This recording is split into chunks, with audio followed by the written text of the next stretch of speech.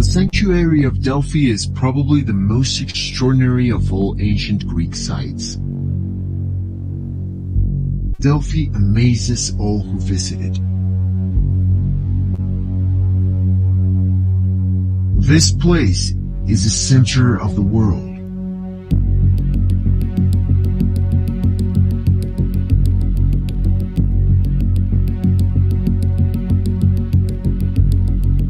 The ancient Greeks called it the omphalos, which means the navel of the earth.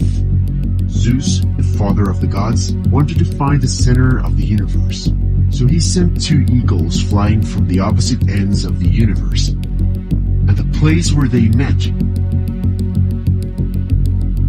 was Delphi. Welcome to Delphi, Indiana, where our storied past is fueling a stellar future.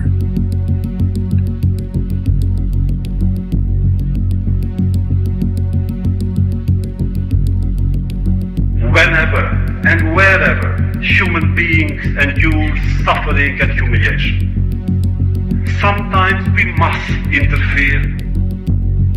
When human lives are in danger, when human dignity is in jeopardy,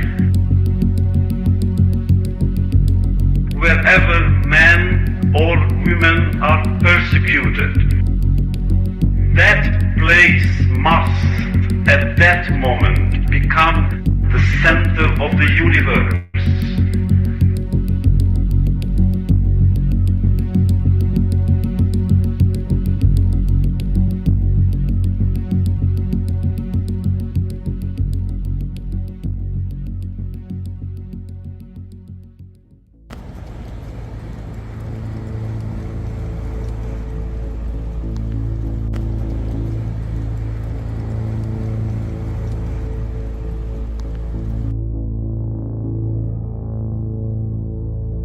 No, I'm going to go on the record right now and say that they are trying to kill Rick Allen. Yeah. They want him to die. Yeah. It's like always like in and out, in and out. They don't want us to see it. Because he's my size. Chains and collars and leashes all over. It's all about optics. You don't have all of those people around Rick Allen because they want to keep everybody else safe. They don't want us to see Rick Allen. They don't want us to look at Rick Allen. They don't want us to see his face and his eyes. Remember when he came in June and he was all doped up and he was dissociative and he was experiencing psychosis from being tortured and starved and sleep deprived and probably withheld his medication. All of these things that they were doing to him so that he would show up looking like a zombie and couldn't protest or assist in his defense. Guess what? The eyes of the world are on them. They're not allowed to do that to him anymore, and they have tried to break him. And Rick Allen, he's not going to break. Look he has done a year in solitary confinement. A year. He's on the upside of things. Like if he's still alive, he's getting better every day. His attorneys get thrown off the case, and he turns to his wife and he says, "It's okay. You didn't break him. You're not going to break him. He's not guilty. Whatever they're trying to do, you're hip to it. It is not going to happen." And I filed a motion to request the audio recordings of the hearings. This is just getting ridiculous, guys. It's getting ridiculous. This place is becoming a shit show. It's really getting out of control. Starting to become hard to avoid the conclusion that it's by design, that it's chaotic like this because that's how she wants it. And so that's how it's going to continue to be, unless we can find some other way to get people access to the information. And the direct source is the best way to do it. The recordings are already being made. They're already a public record. So they should be available. As you know, they're not. So I'm on 36 hours without sleep. And I'm going to have to pretty much turn right around here and head back to the courtroom if I want to get in tomorrow. So this is not going to be a super long one, guys. There's not going to be a ton to go over anyway. So I'm going to try to get maybe a couple hours and then head back over there, midnight-ish, I don't know, and try to get some sleep on the steps there.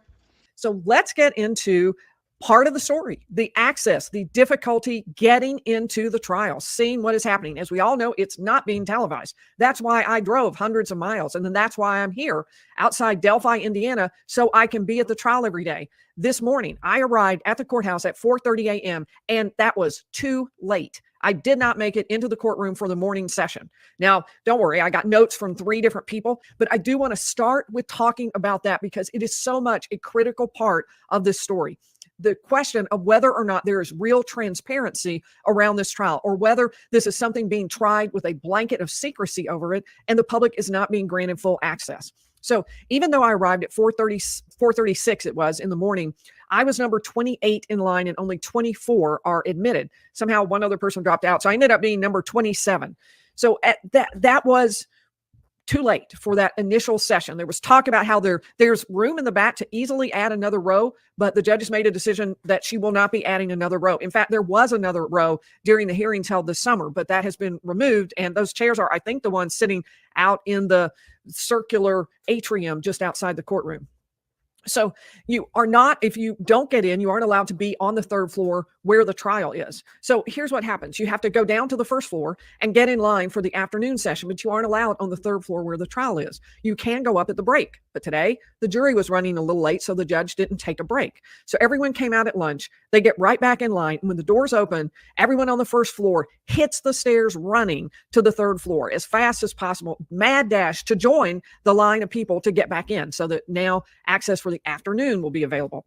And everybody waits an hour to see whether they will or won't get in, just in case something goes wrong. After that hour-long wait, in which there is no lunch, there's nothing to drink, no food could be brought in, there's nothing. So that entire hour you wait again.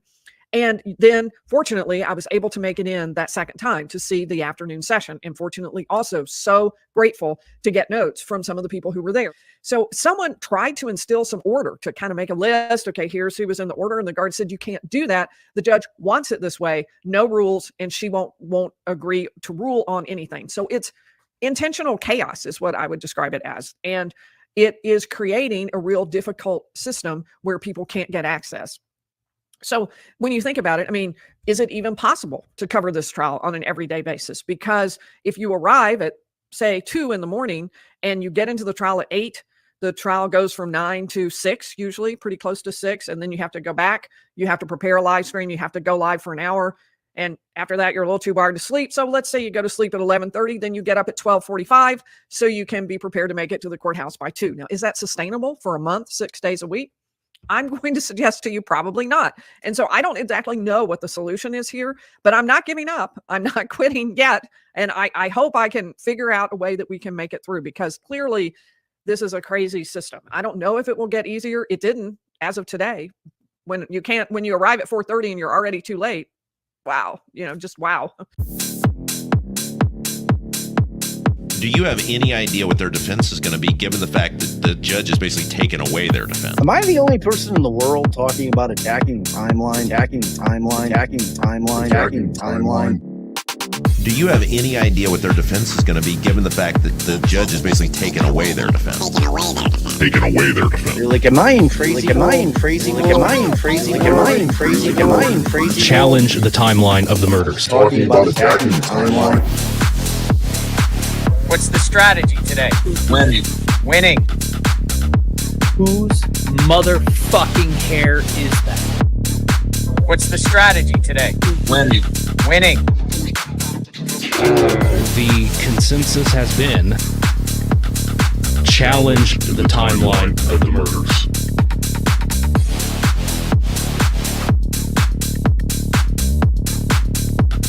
Challenge the timeline of the murders.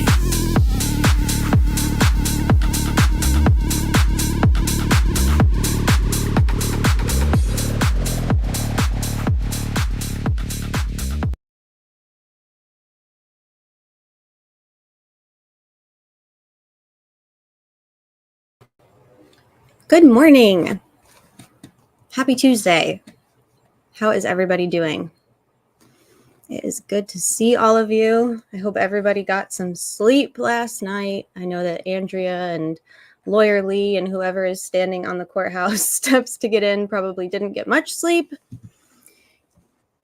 What a shit show, y'all. So I wanted to play those 2 clips to start us off today, because we've been, we're on one side of the aisle when it comes to how we perceive the Delphi murder investigation and trial of Richard Allen unfolding. We obviously I obviously have been very critical of the judge, of the investigation, of the task force, how it's all been handled, of the prosecutor, been critical of pretty much everything. So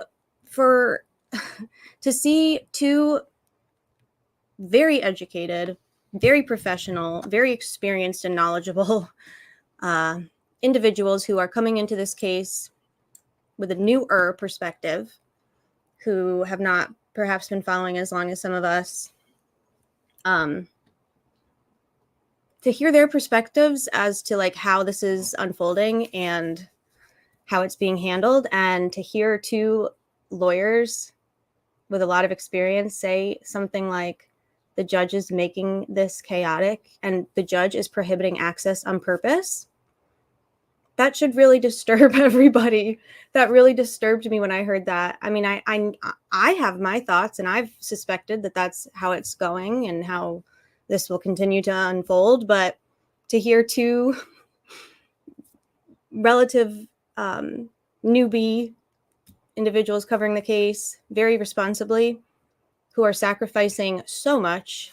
I'm going to link all of our people, but they are sacrificing so much to be there. They both have families. They live very far away. They have traveled all of this way to be there so that the public can have access. And notice that they are conducting their note sharing very differently than mainstream media.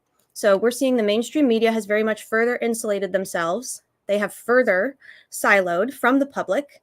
They have kind of linked up and joined this this media mob of, you know, patting themselves on the back, sharing their notes amongst each other, seemingly agreeing as to what they're going to report at the end of each day at the break. They're referring to these media pool notes often. I don't think that we're going to get to see those. Their intention is not to share those with the public in an open and transparent way, the way that Andrea, Julie Melvin, Lawyer Lee have all been doing. That's concerning to me. I don't really know. Andrea has already filed a motion that we went over yesterday morning as a motion for leave to intervene and a motion for public access to Judge Gull. I'm sure that it will get ignored as long as possible. It'll probably get ignored the entirety of the trial. Judge Gull has 30 days to ignore it.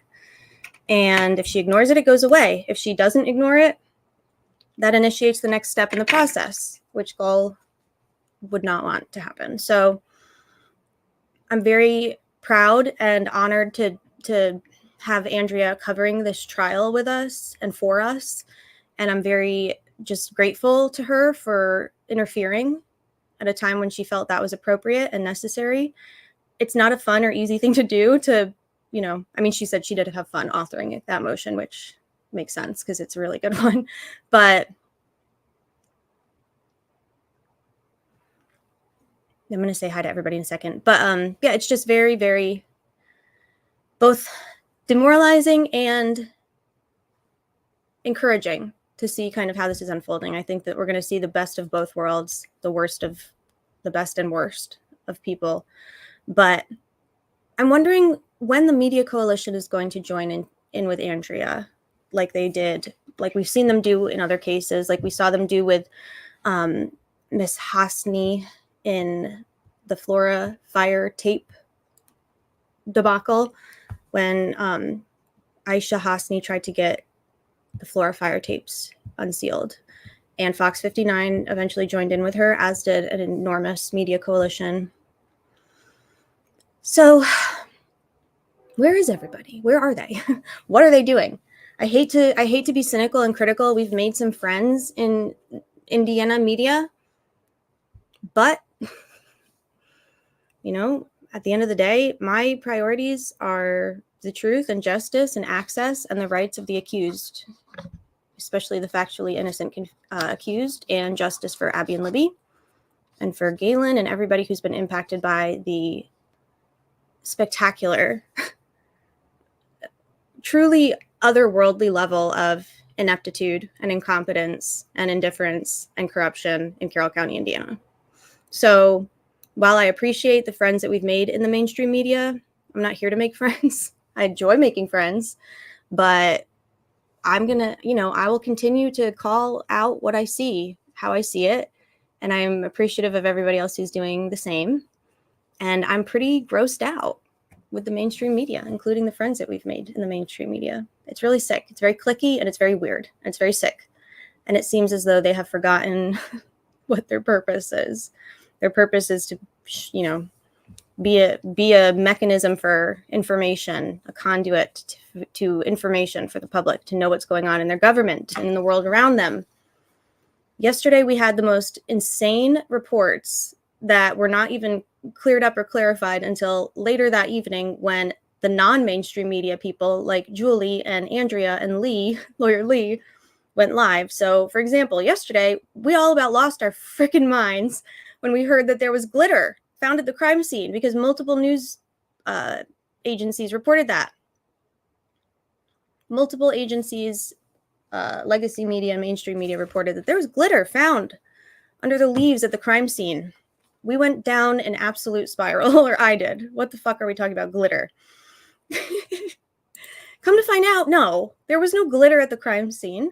The crime scene tech that was on the stand testifying testified to seeing something glittering when they put the alternate light source on the crime scene area to try and pick up any blood or whatever.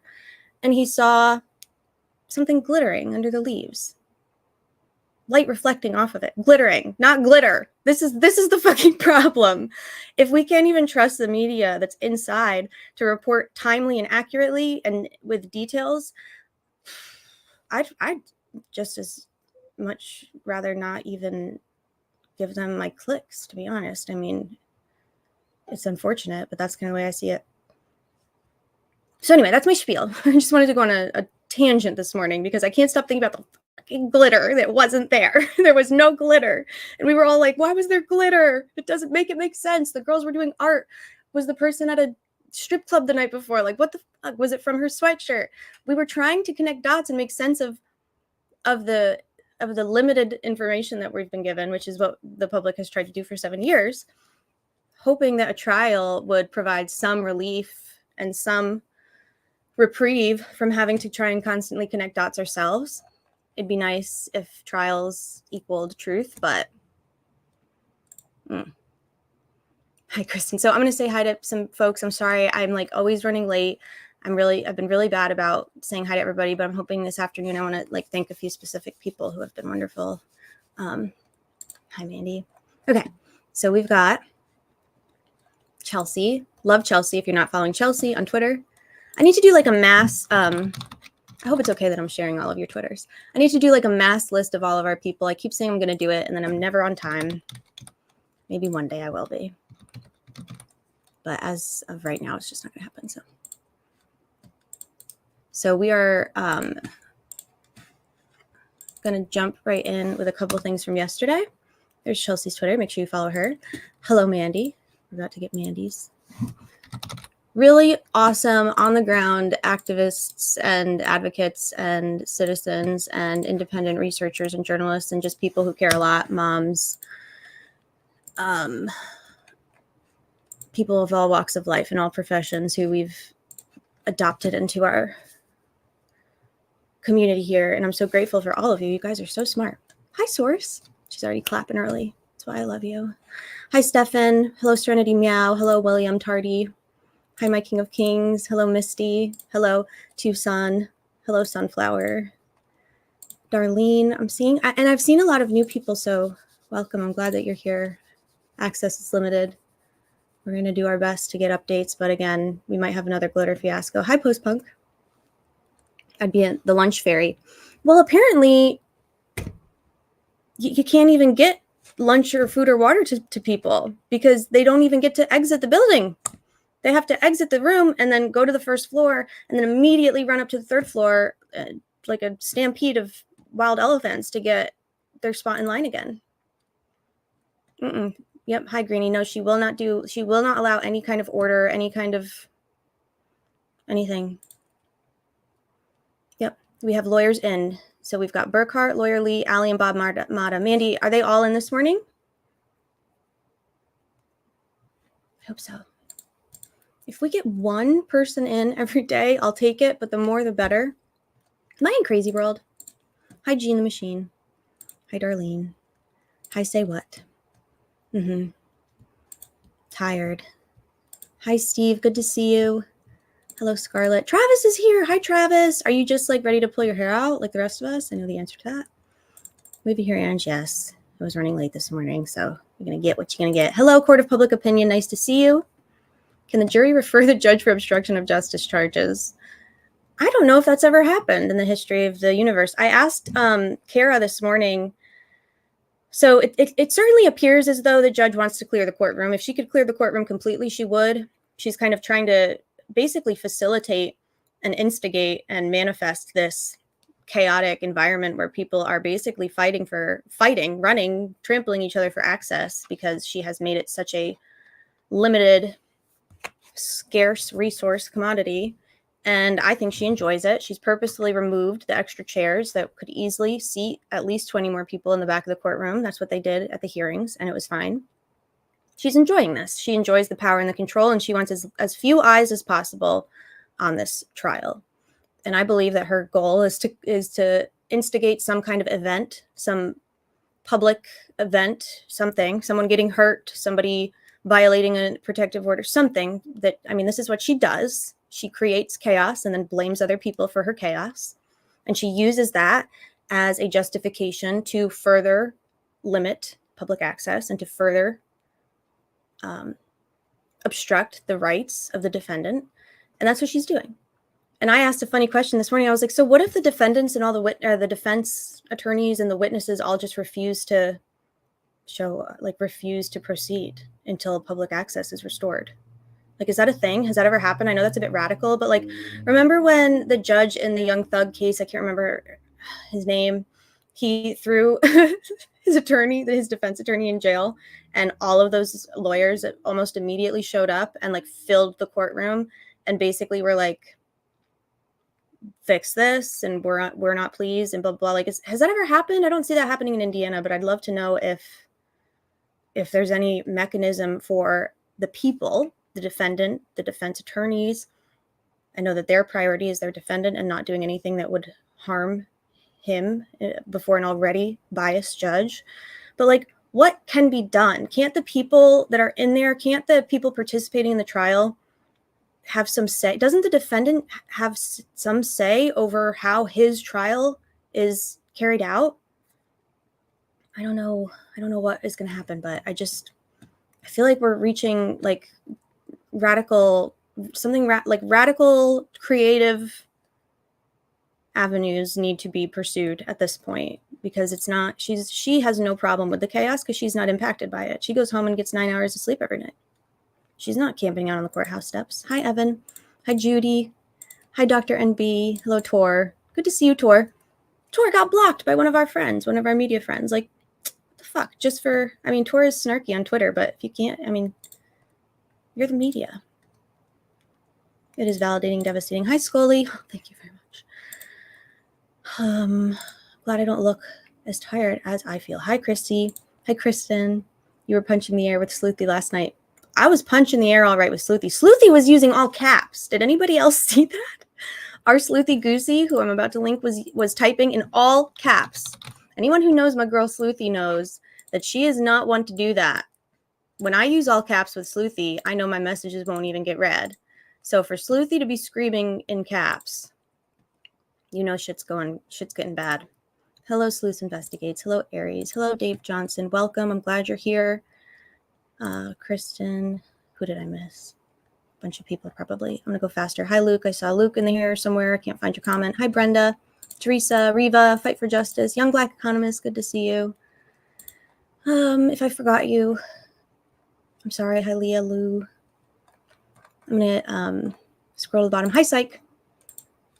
I saw that. What did you see? Oh, capsing. Yeah. You know it's bad if she's capsing. Hey, MB. Oh, I got unbanned, Kristen. Thank you. It was my bad. It was my fault. I was typing in all caps in Andrea's chat last night, and that is a no-no in most YouTube chats. You cannot be screaming in all caps like a crazy person, which I have a tendency to do, and I got myself shadow banned. So they were very quick to correct it. I will not be doing that again as best I can help, although I can't promise. I'm going to do my best. But thank you for everybody who was up in arms about me getting blocked from Andrea's chat. I don't hold it against them. I don't even know that they knew that it happened. But yeah, Sleuthy Goose was very heated. High odd structure. Good to see you all. But thank you for going to war for me. We had a couple of our friends in there that were like, I'm Black Hand. I was like, oh God, oh God. Hey, Bill. Good to see you. Hey, Stefan. I think I got you already. Hey, Teresa. All right. So yesterday was mostly about the crime scene. A lot of exhibits shown. I think that on days when there's a ton of exhibits, we're probably not going to get like as much detail. It's just a lot to process and a lot to take in. So like the questions that we have, aside from like the crime scene and what it looked like, will probably be answered in the next few days. What can be done has been done by Andrea to look at what has been done in the past, pull transcripts from the Chicago 7 trial, originally the Chicago 8 transcripts available. William Kunstler, one of great trial lawyers of that century. Travis, we will do this. Just screenshot your comment so I remember to come back to it later. Yeah, DB posted justice for R&M and everyone lost their ever-loving minds. I love you all. Thank you. I was kind of like, oh, God. Y'all are wild. But I love you. I wouldn't change any of you. Okay. I wonder how jurors feel about Gull saying sustained every time the state objects to the defense line of questioning. It's so frustrating. I don't know how obvious it is yet. Since like I'm not in there, we're not in there. I'm curious how obvious it is. If there is a super blatant, hey Steve, I know if Steve says, we fight for you. I fight for you. We fight for each other. I don't know if there's like a really blatant, obvious discrepancy between her rulings, her, sustaining, overruling.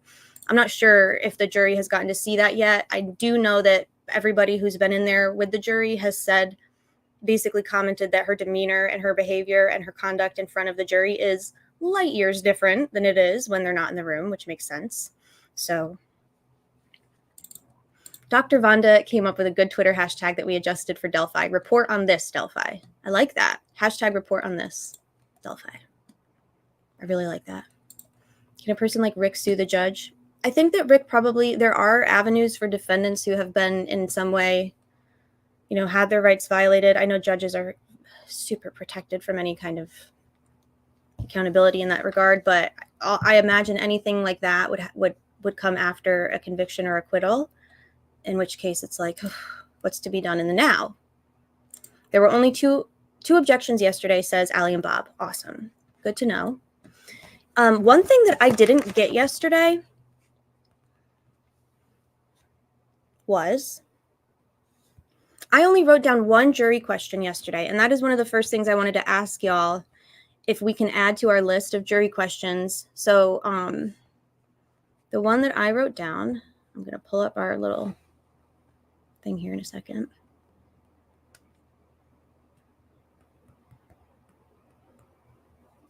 What was yesterday? Day 3? Day 3.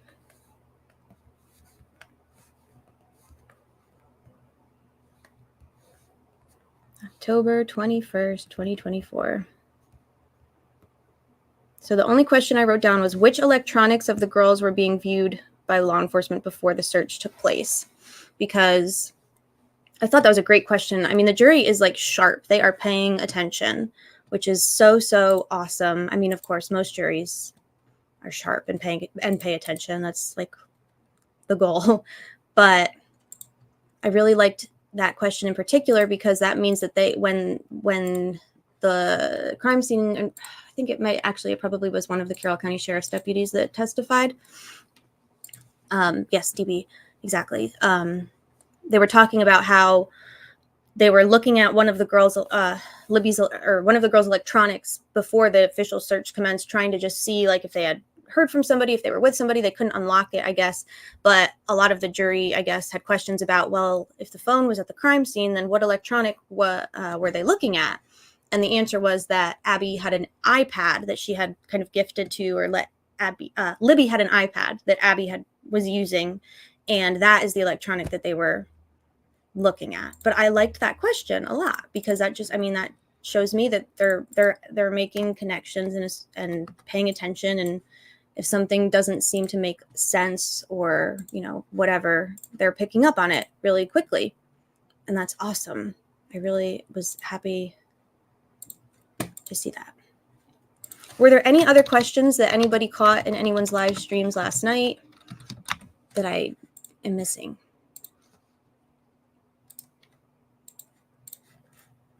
Jury asked to only see evidence that has not been tampered with. Yeah. Yes, the jurors are allowed to submit questions in Indiana, which I think is great. I think that's awesome. Is this true, Jean? Or are you just fucking with me? Hi, party. Hi, Captain. The jury questions the judge refused to ask. Y'all think that was about being ritual non-secular because everyone seems to think ritual is sacrifice when they see the photos. The Wikipedia article on the Chicago 7 is enough to give you a background. It's Delphi on steroids. 100 times worse would not be an overstatement. Okay, I'm not as familiar as I probably should be with that, Travis, but I will check. I believe there was one question the jurors had but wasn't asked. I heard about that. Say What wants to know how you can highlight a person's name to answer them. If you do like the @ symbol, the @ symbol, and then type their username, that should tag them. I swear that was one of the questions.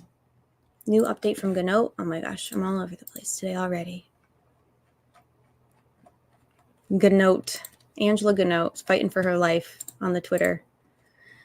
All right, we already have some notes from Angela. So, thank you, Fiend. Always giving me timely updates. He's got his finger on the pulse of the Indiana mainstream media. Delphi Murder Trial notes, day 4. Many specifics are coming from Max Lewis. Max Lewis, by the way, is awesome. He has become my go-to. He's answered all of the questions that I've had. I know Fiend had a question yesterday that I'm going to pull up here in a second. It was really good. So Max Lewis, if you're not following, follow Max. We'll link him too. Many specifics are coming from Max Lewis, who just walked out of the courtroom and sent a photo of his notes. This is the way that it should be. We should be sending photos of our notes out to the public. I like that they're doing it this way. Good for you, Max. Crime scene investigators back on the stand. Sexual assault kit was completed on the girls by Dr. Roland Kaur. Thank God. That is really good. Roland Kaur, who I believe is a trust. I mean, I tend to trust Dr. Kaur's. Is he doing sign language out the window? Terrified of Fiend? Terrified of us? Terrified of me? I don't know who you mean. Yeah, he's signing out the window, TV. So there was a sexual assault kit completed by Dr. Kaur. I bet they went home last night and they were like, get fucking someone on the line who knows how to answer this question. I'm glad that they clarified this. That was probably the most horrifying possibility of my day yesterday. Evidence recovered from the scene was discussed. 40 caliber Smith & Wesson cartridge was collected, which we knew.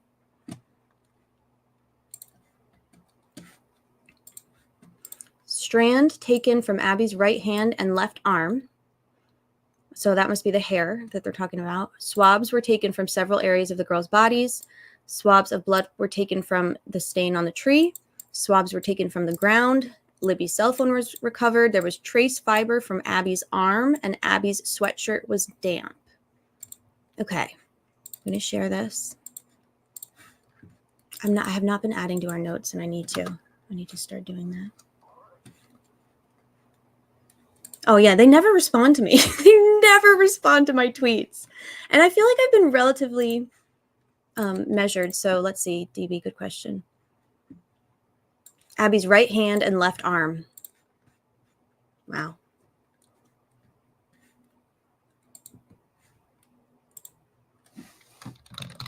Update. So what are the most important ones? SA kit was completed by Dr. Kaur.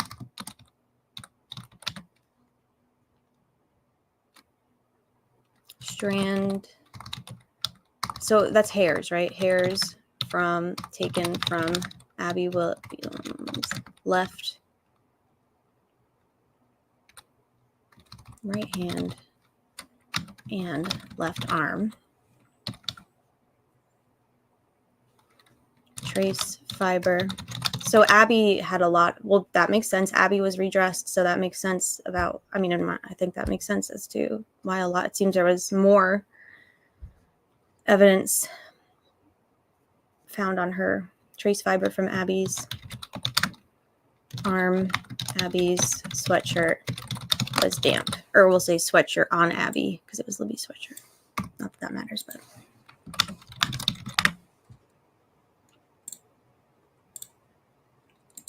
Okay, that way anyone who's just hopping in doesn't have to sit through that. One juror asked a question about collecting evidence that to the effect, any reason to doubt evidence we see in court, followed by another question, opposite view, how do we know? Watch for battling questions. Travis, was this from yesterday that these questions were asked? Man, I wish that, oh wait. I can copy and paste. Travis, if that is from yesterday, I'm putting that on our list. I hope that's okay. One juror asked a question about collection of evidence. Somebody said the judge looks untidy. That's funny. Why does that word make me laugh? Untidy.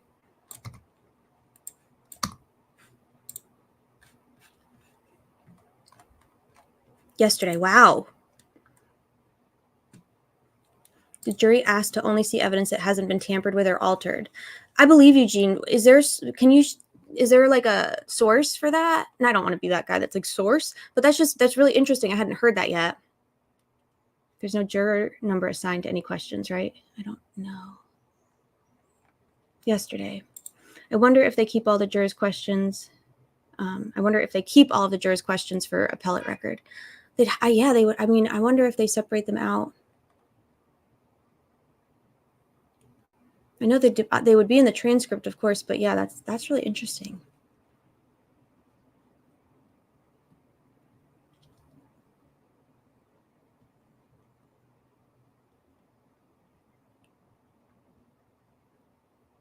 Gene, if you have a source for that,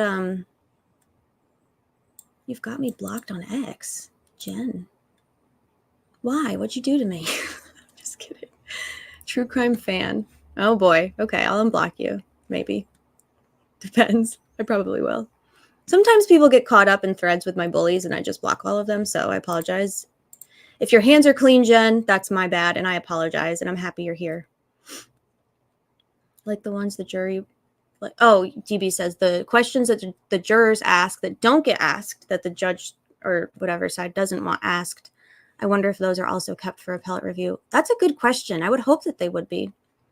Hidden true crime, taking notes. She asked that Andrea and Lee all mentioned the questions. Right. I know. I watched Andrea. I only got one. I only pulled one from Andrea. I haven't finished. I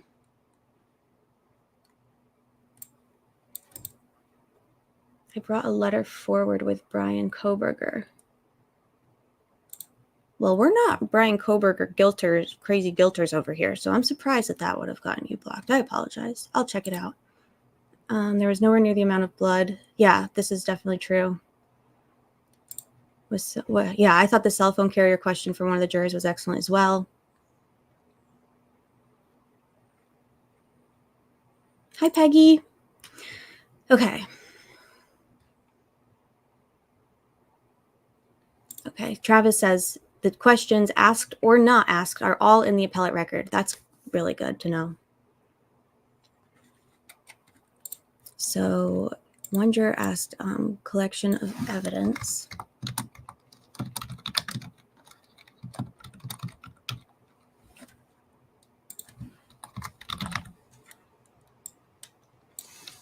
I wonder what the answer was.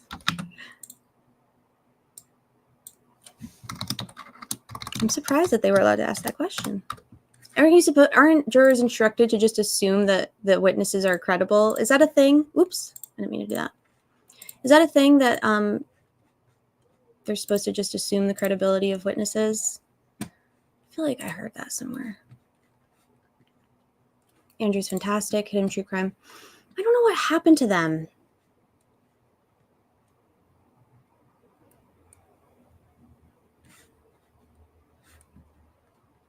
I'm trying to find a neutral observer. If anyone else is claiming that, I do not think a guilty or innocent would at that time. I think maybe the jurors were asking, can we just see the raw evidence, not anything sped up or cut out or anything like that? Yeah, that makes sense. I don't think we have enough clarity about the DNA yet.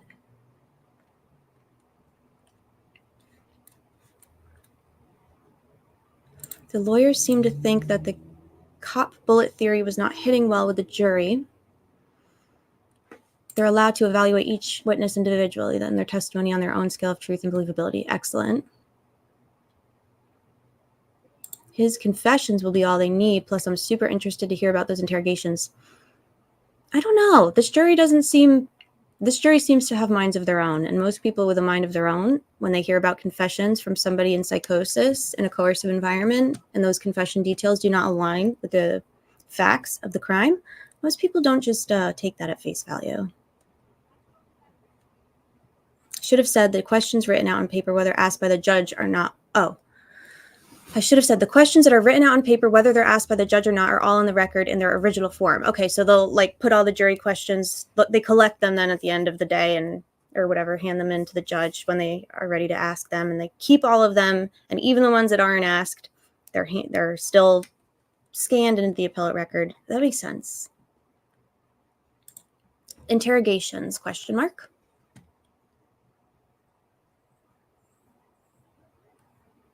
Bob thinks a couple jurors are true crime sleuthers. A lot of people are nowadays. Yeah.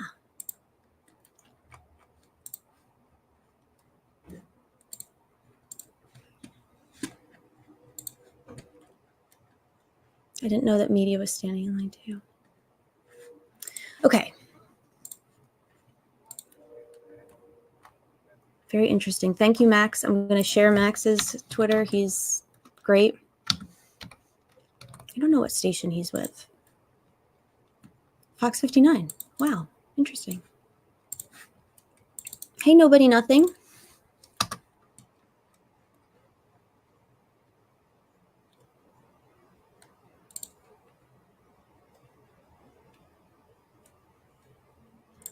Okay. Chelsea asked a good question. Do you know, Travis, what happens if the judge ignores Andrea's motion versus denying it outright as she usually does?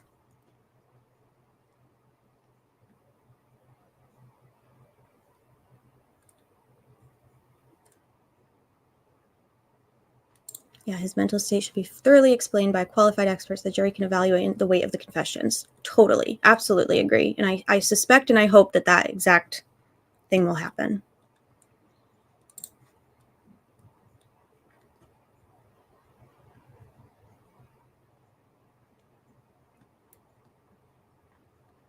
Okay, I'm getting I really like reading the chat, but I want to pause and not do it for a second because I get caught up in it and then I don't actually show the things I want to show.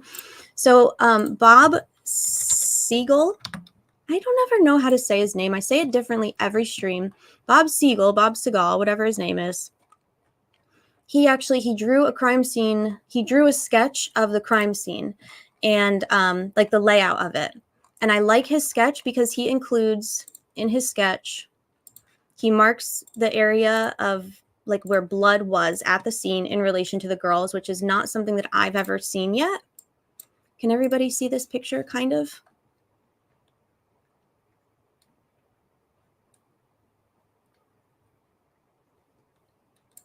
Okay, Travis says, of course, I am hearing this third hand, but the point of the questions yesterday that I picked up from two separate attorneys reporting was, is there any reason to doubt what is presented in court, followed by, I can copy and paste, it's just kind of wonky.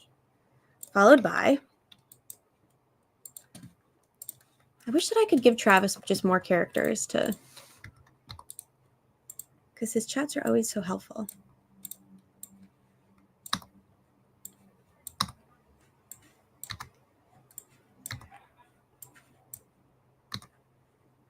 Oh my Lord.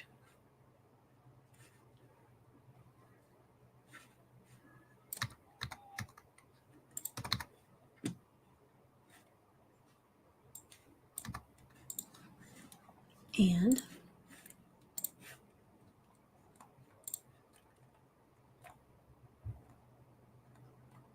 I like Travis's part 1 and part 2.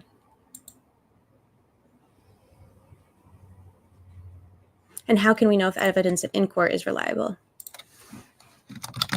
That's a good question. Wow. So they're already having questions about the reliability of the evidence.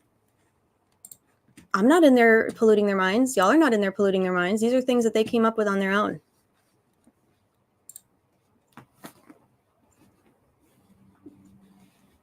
So the sticks were not, they weren't really like horn. They were thin sticks. They almost looked like antennas more than anything, and they were just placed at the top of her head. You'd have to be looking for them to see them, but they are 100% were thin sticks at the top of her head. One thing Sleuthy one thing Sleuthy is adamant about repeating, and I like that she does this, is because, this is a good question. I don't know if he used coffee or not, but I like whatever he used. I was happy that he did because it was helpful. Regardless of what the sticks on Abby's head were meant to represent, or if they just were there by happenstance and nobody put them there, the fact of the matter is Elvis Fields knew that there were sticks at the top of Abby's head, period. That's all that I care about. I don't care what they represent. I don't care if somebody meant to put them there. Yeah, say what? Says I saw them. Yeah. A lot of people in here saw them with their own eyeballs. And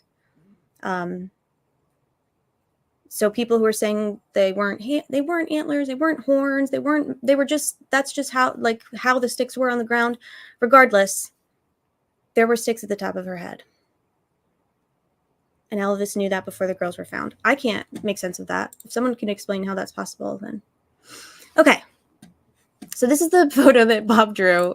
I don't know if he used coffee. DB said, did he use his own blood? Who was the guy that used his own blood at the crime scene? Was it Cicero?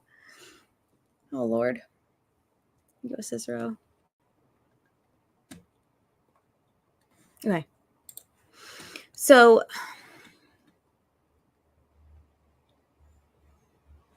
what is this? Oh, items observed in ground zero. So there was a tree here, blood on the opposite side of the tree from where the girls were found. That, to me, feels important. So there was blood on the opposite side of the tree. Yeah, Andrea said she didn't see antlers and horns, so people are running with that. It may be the only thing she's gotten wrong, but she can't always see the details of what's being shown. Right. And again, you have to look for them. Otherwise, you're going to miss them. When you're shown a picture of something this graphic and horrific, I mean, they don't jump out, but they're there.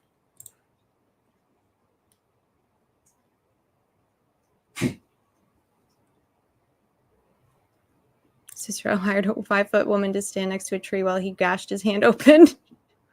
No, it's weird. It's really weird. His whole thing is just weird. Okay, so what's interesting to me about this, and I would like to hear from y'all what is interesting to you about this. This diagram by Bob is the first time that I've seen the crime scene laid out from as zoomed out like this. So the girls were found next to each other. There was some disturbed ground here, which basically she described it as like if you were to take a rake and do one sweep of the ground, you would kind of clear out the sticks and leaves and everything there. You could kind of see the bare dirt exposed ground right here below the girls.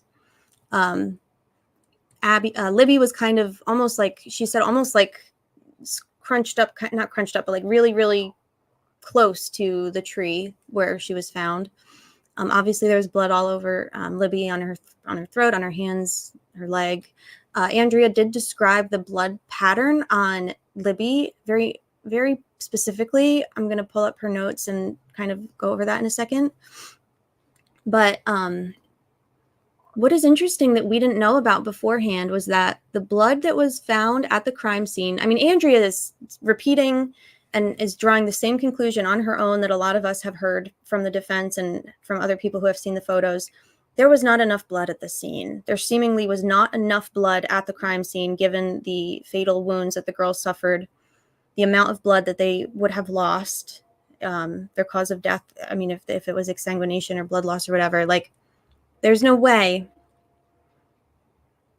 that there was enough blood at the crime scene, unless, Andrea's very diplomatically went on to say, unless they can explain how like the ground would have absorbed, like if there's a way to explain that away, fine, but otherwise like that's kind of a problem in terms of the state's theory. Not enough at the scene at all. So the blood was found on the opposite side of the tree from the girls. I believe this is the F tree. He didn't specify, but if this is the F tree, the F also was on the opposite side of the girls. So like the F that was, or whatever, the mark on the tree, whether it was an intentional shape or whatever, was actually found on the side opposite from where the girls were, the same side that this blood pool was found.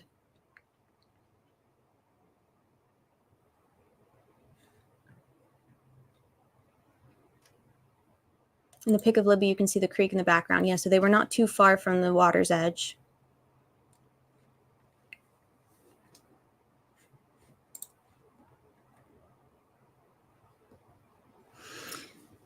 But something else that I'll link this tweet just so y'all can have it.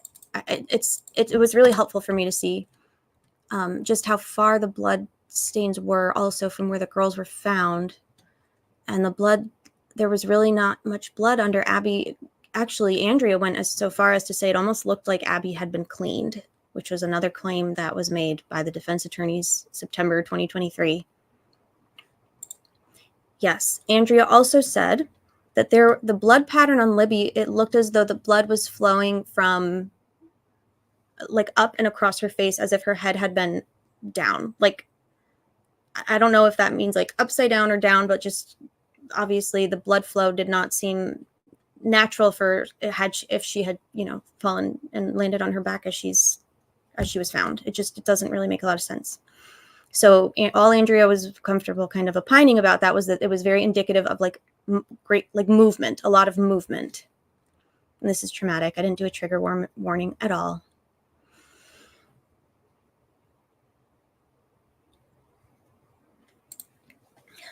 If you are sensitive to blood, don't watch this part. Some of us are. I had a boyfriend pass out once in a movie. We were watching 127 Hours. Y'all remember that movie? I had no idea that that was like that. He literally just like passed out in the middle of the movie theater. It was kind of embarrassing from the blood. Anyway, it's a real thing. It's a real thing. Tucson says, I was giving blood once and the phlebotomist pulled out my IV. It looked like a bloodbath. It was only a couple seconds. 7 liters of blood is an unimaginable amount of blood. A word that Andrea used to describe how Abby looked, her Abby's body, and the lack of blood, she used the word pristine, which is a word we've heard before in this case. Source says, me and my husband watched that movie when we first started dating. Yeah, it's not very romantic. It was kind of grosser than I thought.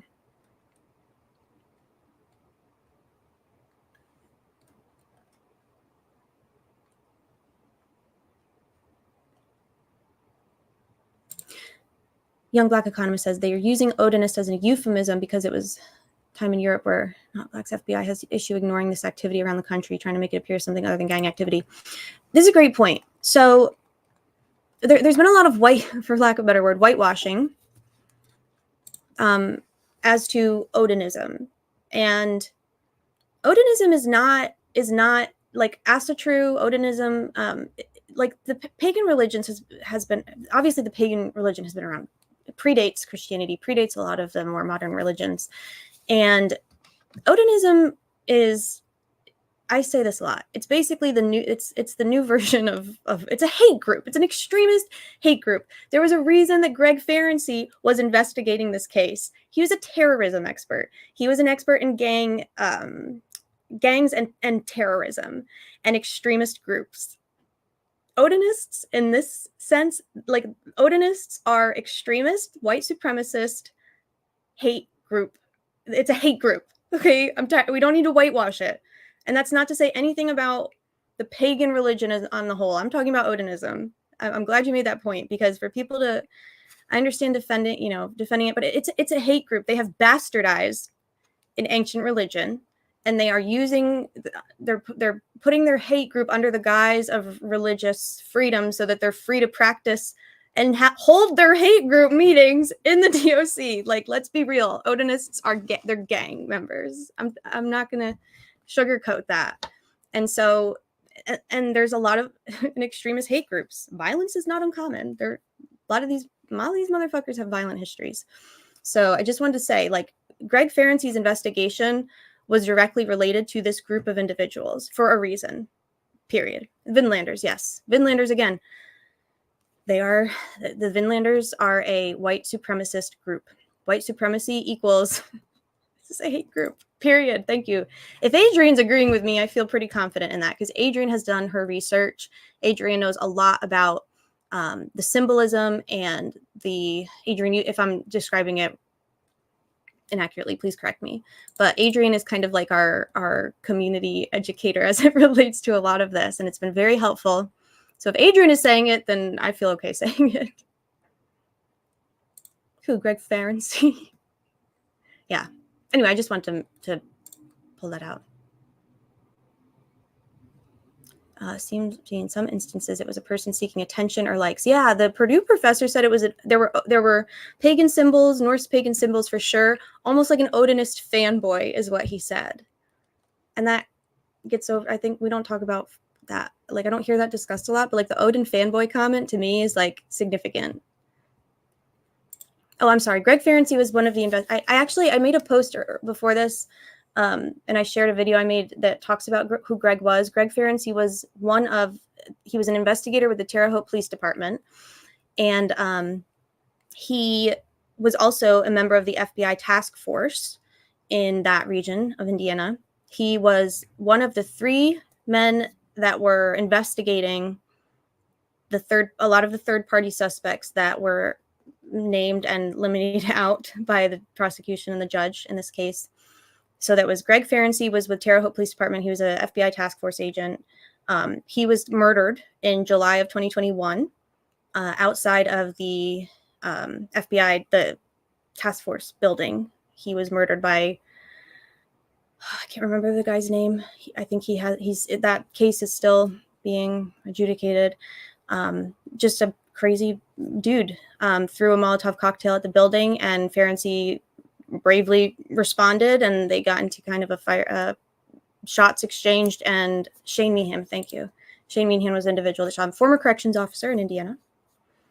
I'm sure it's unrelated. Anyway, Greg Ferenczi died at the scene very heroically, and Shane Meehan was shot. He drove to a hospital to treat his wounds and was arrested there. So I did a community post with a video that I made about that.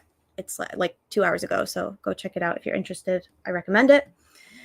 What's interesting about that is that the investigation that Greg Ferenczi was conducting with Todd Click, who was a member, the former chief of the Brushfield Police Department, and Kevin Murphy, who's an ISP trooper detective, the 3 of them kind of joined up and were investigating the third-party suspects. Shane Meehan was shot by an FBI agent before he fled. And he was, you mean at the time, like during this incident, DB? I just want to make sure I'm getting you right.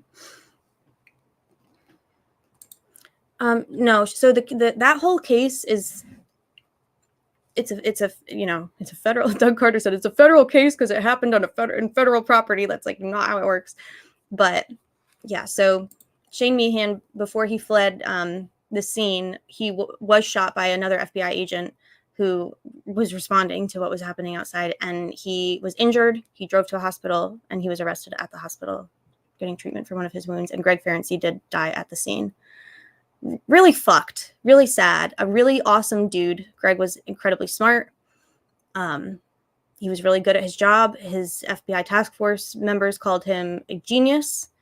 He was like the go-to person in that region of Indiana for anything related to other cultures, other religions, other groups. He was like a regular at the local mosque. He developed really good rapport with the local mosque. He managed, law enforcement historically struggles to work with the community versus against the community. And Greg Ferenczi seemed to have, across the board, even people that were arrested by Greg, have nothing but appreciation and respect for him. You know, he was a good dude and he was really good at his job. So it's very interesting. Yes, Matt. Isn't that interesting? Shane Meehan is a former Indiana Department of Corrections officer. All of that to say, the investigation that those three men did in the Delphi case was separate from the Unified Command Task Force, but they were checking in and sharing their findings and their investigative work with the Unified Command Task Force weekly, is what they've said, regularly. And in 2021, I think, is when the FBI got permanently shuttered out of the case. It might have been sooner. But really, when Greg Ferenczi died, when Greg Ferenczi was murdered, that was kind of the end of that avenue of investigation for a lot of reasons. And now the judge has excluded all of that testimony from coming in. The legitimate, dogged investigation of those three well-respected, dedicated law enforcement officers from three different agencies who all agreed that this crime had certain characteristics and that certain individuals had knowledge of or involvement in this crime. All of that investigation has been thrown out by Judge Gull. Now, the defense can bring it in through offers of proof during trial, but just the fact that Judge Gull has made this blanket ruling on third-party suspects, making a blanket ruling that the defense has not established enough of a nexus between third-party suspects is beyond my ability to comprehend. But that's probably a rabbit hole that we can get into another time. I don't remember why I brought that up, but it's important. So let's see. Board of Prisons is who he... Did he work for the BOPDB? BOPDB? DV knows a lot, has done more, has looked into this more than I have. So if I'm getting anything wrong, you can correct me. Does anyone know who the FBI agent was that questioned Kelsey 7 times and was relieved of duties? I hadn't heard that. JC McCartney, I don't know.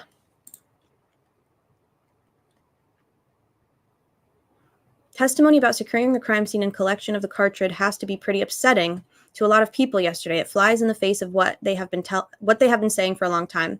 But you could tell that from opening. Yeah.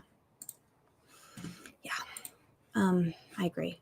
I was going to show Max Lewis's Twitter because he posted something yesterday, and Fiend, actually, our community weircat, asked him to clarify something, and I'm glad he did. So this is the post I'm referring to. Bureau of Prisons, thank you. In Terre Haute, thank you, DB.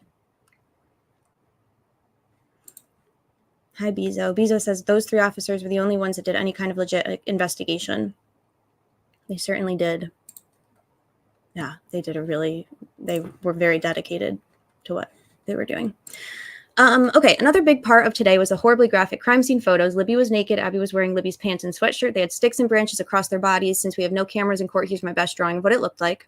Very similar to Bob's drawing. What's interesting about this one is that this blood spot here on the sticks, so this like asterisk here. Oh, it was DB. What's this? It says blood spot. Are these lines sticks? And he said, yes, sticks over the pool of blood. And the sticks were not collected, y'all. Remember, the sticks were not collected until March 3rd, we were told. Oh, God. So you've got a pool of blood with sticks arranged by human hands. Human hands arranged these sticks and placed them on top of the pool of blood. Anybody who says that that's not symbolic, that doesn't, there's no meaning to that crime scene behavior, that is a crime scene behavior that is not necessary to completing the crime, to successfully completing their mission, whatever it was.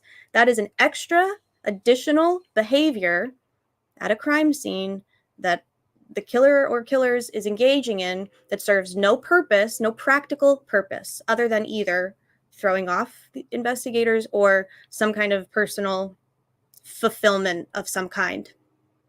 I don't know what the meaning is, but it's very concerning that the sticks were not collected for 17 days. Because apparently there was, quote, they held no evidentiary value because the crime scene investigator said that in the past he has had no luck. This is a good thought too. Maybe it did serve a practical purpose. DB said I had never heard that before. Maybe that was to hide blood from a drone. That's a good thought. But wouldn't they just cover it with leaves versus arranging the sticks like that? Because then what about the girls' bodies, right? Wouldn't they? Because only 3%. I mean, I don't know. It's a good. I mean, yeah, that's a good thought too.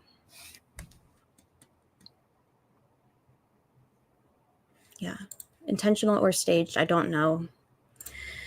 Does Ann Burgess have an opinion on the crime scene? Does anyone know? She's a very renowned crime scene profiler. So Jenny, there's an interview on R&M with Dr. Burgess and Dr. Burkhart, who are friends of the community here. We love them.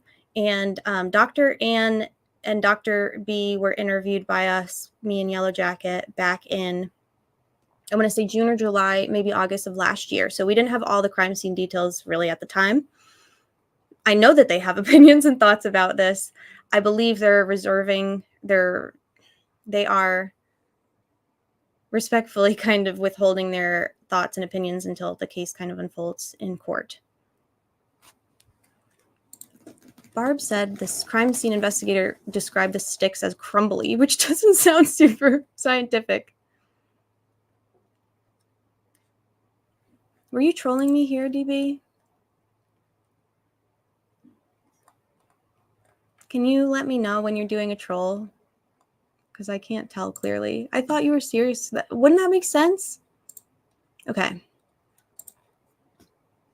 How would he cover them with sticks if it didn't have a purpose, right? They said, oh, they remembered where they put the sticks, right? DB did a funny. Yeah. So yeah, I was interested about, oh, hi, Michael. Did anyone hear about something over on Facebook? I know, yes, law enforcement was told about trail cams and they decided not to get them after deciding to get them. Yes, Michael. And I think, I don't know if I've mentioned this before on the channel, but I spoke to somebody, a local, very well connected in terms of, I mean, longtime resident, connected with law enforcement, was working with the investigation early on, who told me in like July 2022, this is before Rick was even arrested, he told me on no uncertain terms that there were trail cameras in and around the area that were never checked. And eventually, if and when they were, there was nothing useful to be found on them. So I believe what was testified to yesterday was that that one of the crime scene investigators or somebody was like, maybe it was a deputy, they were told to go collect trail cam footage, and they were kind of like diverted and given another instruction. So they kind of diverted from that task and carried out the other task that they were told to carry out. And as far as they know, nobody ever followed up on collecting trail cam footage. So yes, there was footage that was not collected, to put it briefly.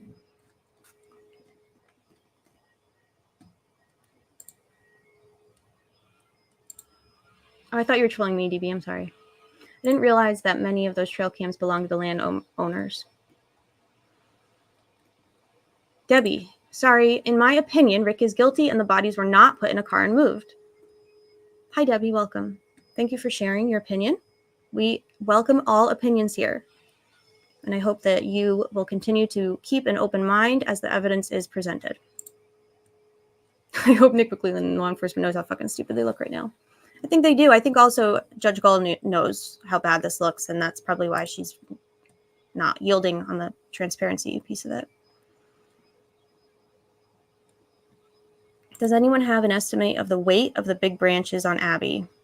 No idea. Oh, on Libby, Michael. Yeah, so the really big branch, the really long branch was placed on Libby. I don't know, though. I have no idea.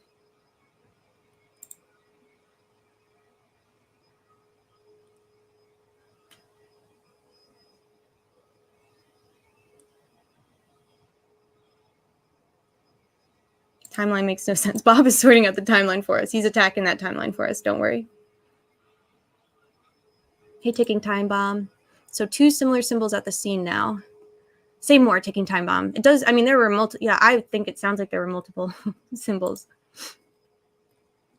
Gabe Ellis had trail cams in the back of his car. Adrian, is that what you're saying? Gabe Ellis with the Kokomo crew had trail cams in the trunk of his car along with night vision goggles. That's terrifying. Gabe Ellis terrifies me. He's scary. If anybody doesn't know who Gabe Ellis is, just go to the Delphi Reddit groups and just search Gabe Ellis or just Google Gabe Ellis. He's scary.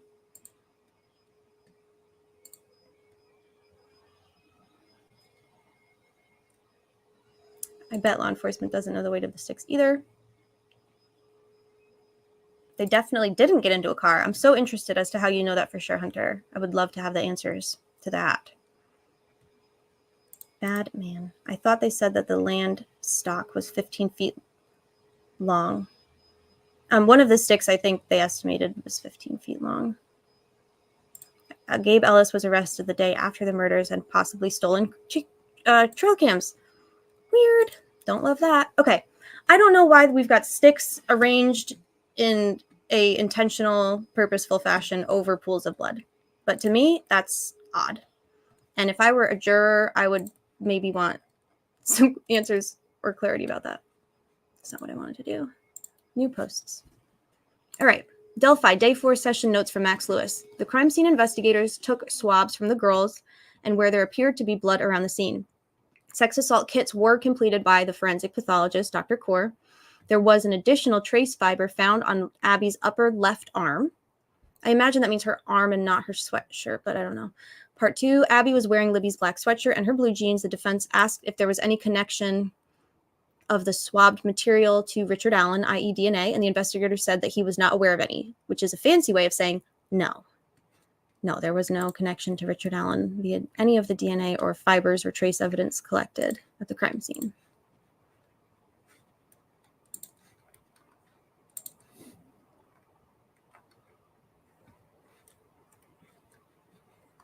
Okay. That just kind of looks like they're Max Lewis is the only one so far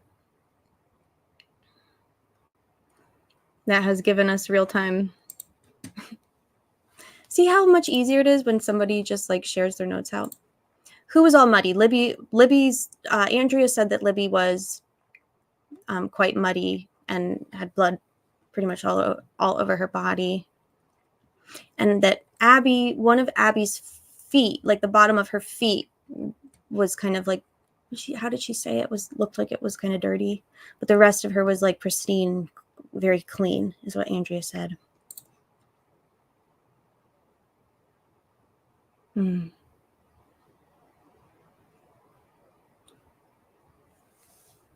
Anything from the symbols like the asterisks that you may have picked up on so far, asks Travis of Adrian. The fact that 2 trees are sandwiching the girls in makes me think the trees were possibly more important due to proximity. Oh, I see what you're saying. Like the placement of the girls in relation to the trees. Allie said she thought Abby may have been washed in the river before being redressed. Interesting. The big problem is there is no evidence of life 48 hours prior to the incident. That's interesting.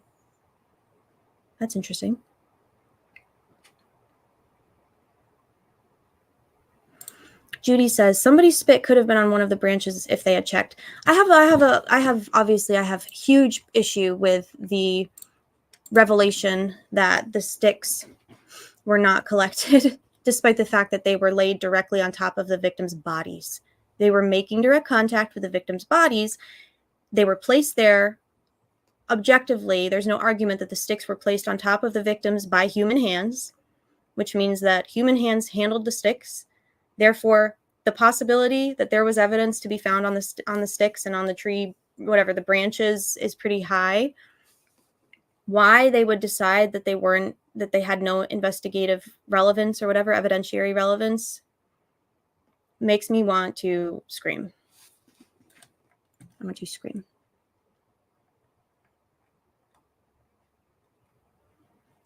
The F tree was important. It was opposite of the V tree. Yeah, I don't know why they didn't. Why wouldn't they have collected them? I don't know. I think that day 2? Oh, Travis, someone I know mentioned Druidism, if I'm saying that wrong, I'm sorry.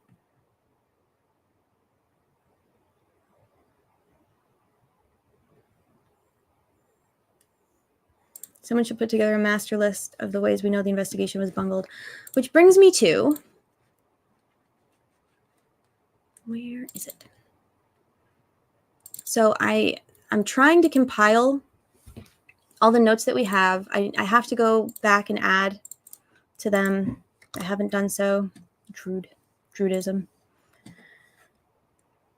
Druidism.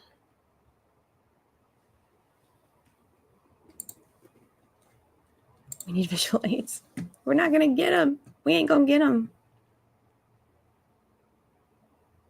Well, so now they're saying the search resumed at 7:30 on the 14th, but that's not consistent with what I have. Maybe unofficial search resumed, but the official search didn't resume until 10. Oh, Adrian did an amazing talk.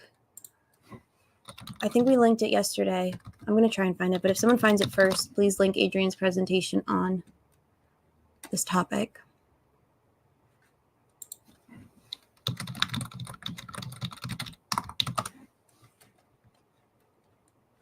And subscribe to her channel. Where is it?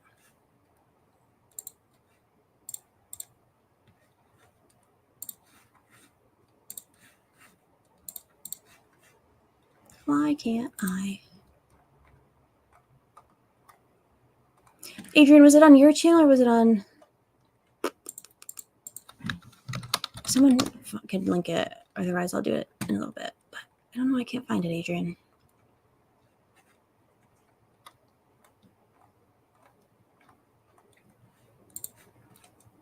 Thank you, Angela. Thank you, Adrian. DB's going to link it. Awesome. Thank you, DB. Can you use the term Rooney again? I really like that. The whole scene was Rooney. Bob and Allie said that Libby's palm had a symbol of water made by a finger into the blood. Like drawn on her palm? Is that their observation? And light in the dark channel. Oh, that's why. Okay.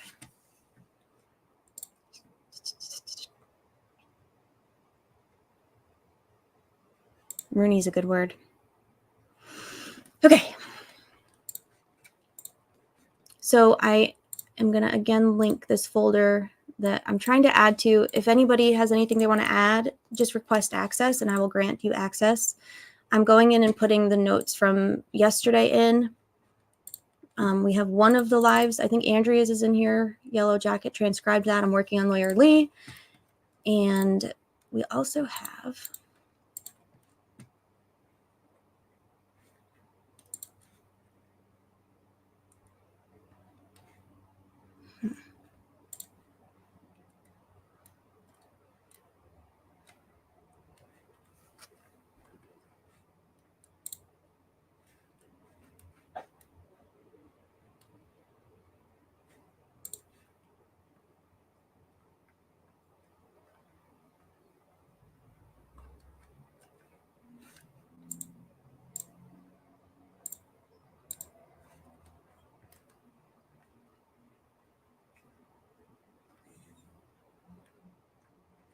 I can't find this.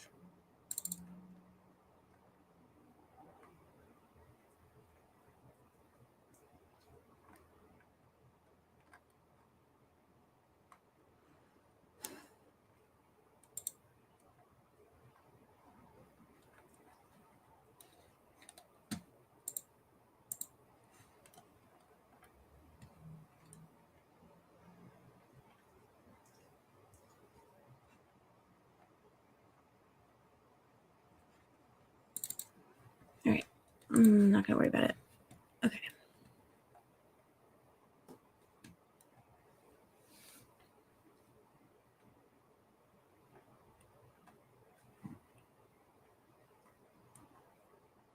We're torturing ourselves. Wait, where's Sleuthy? We're torturing ourselves again today. Oh, hey, Sleuthy. And now the media is taking up public space. Oh, the media is now taking up public space. Yep. That's what it looks like. If you don't get a spot as one of the 12, you stand in line and have a placeholder hold your spot. Check out Adrian's channel, please.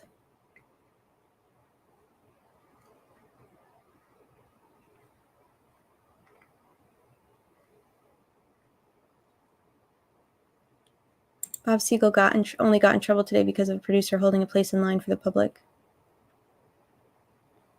They got no shame. They just think they're entitled. They just believe they are entitled.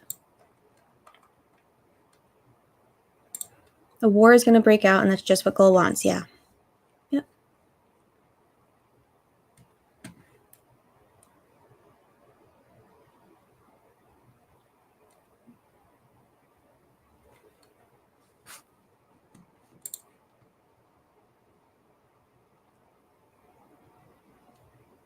Okay.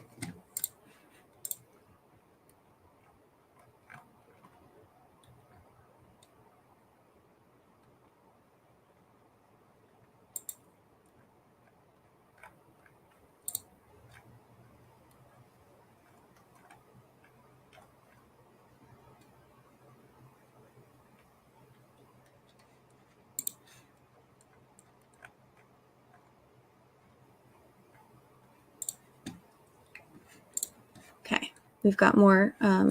Kit has added to her thread from Max's notes. All right. DB's war with Bob is one of my favorite little subplots of the trial so far.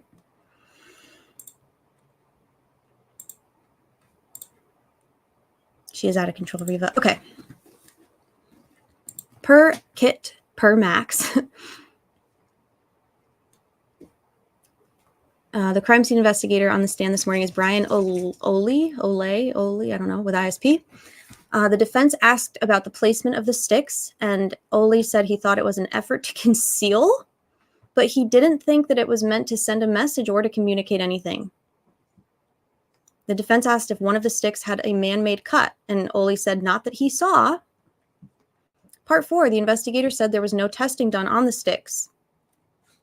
The defense asked them if any smaller shoe impressions were found at the scene, like from a girl, and the investigator said no. The investigator also said they were unable to give an exact time of death, as the time of death is an imprecise science. Part 5. Bullet notes. The state objected to the defense calling it The state objected to the defense calling it the magic bullet, and Judge Gull sustained, saying that was improper.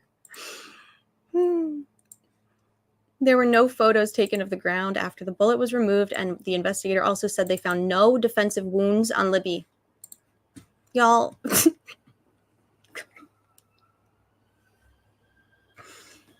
Well, I'm going to keep calling it the magic bullet.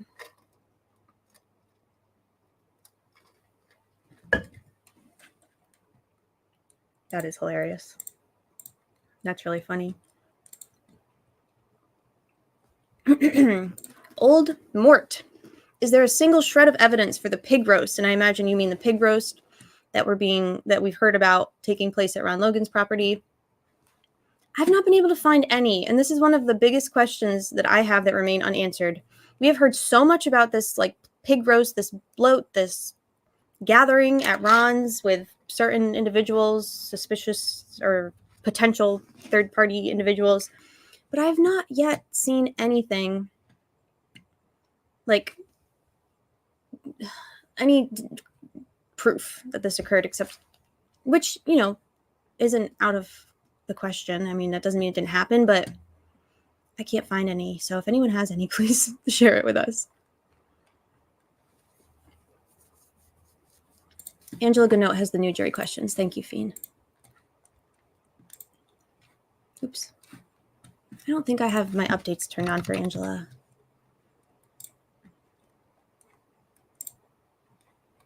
Jury had 4 questions. Damn. Okay. Was the undergrowth disturbed underneath Abby to suggest that she was dressed there? The crime scene investigator had no indication. Holy shit, that's a very specific, good question.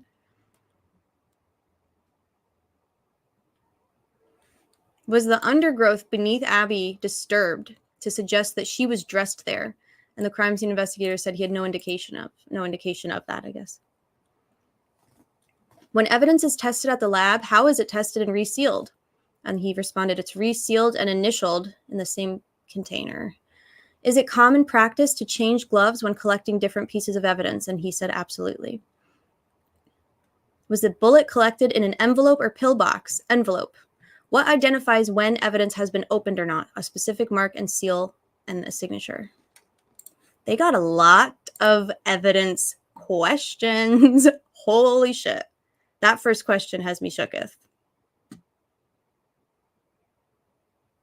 Wow, that's a good question. I love this jury too. This astute-ass jury got me like, these jurors are fine. The jurors are going to be the heroes of the story. Say more, DB. DB has been saying the FBI is not going to be the heroes of the story. I've been saying the media is not going to be the heroes of the story. And the Supreme Court's not going to be the heroes of the story. The jury may be the heroes of the story, honestly. And that's the way it should be. The jury members are all paid defense simps, obviously. Sure. These are excellent questions. Didn't they say it was in a pillbox yesterday? Jenny, I'm not sure. That's a good question. That would be something that we should definitely chase down. Cody versus everyone. That's appropriate. Hi, Cody. Welcome. Your username is fitting. Someone knows detective questions. That was a juror question. Regloving. That's innocent transfer. I mean, I guess they're trying to just, yeah, to me, it's like they're trying to establish like evidence contamination, evidence preservation, evidence collection. These are all questions that are important, I think.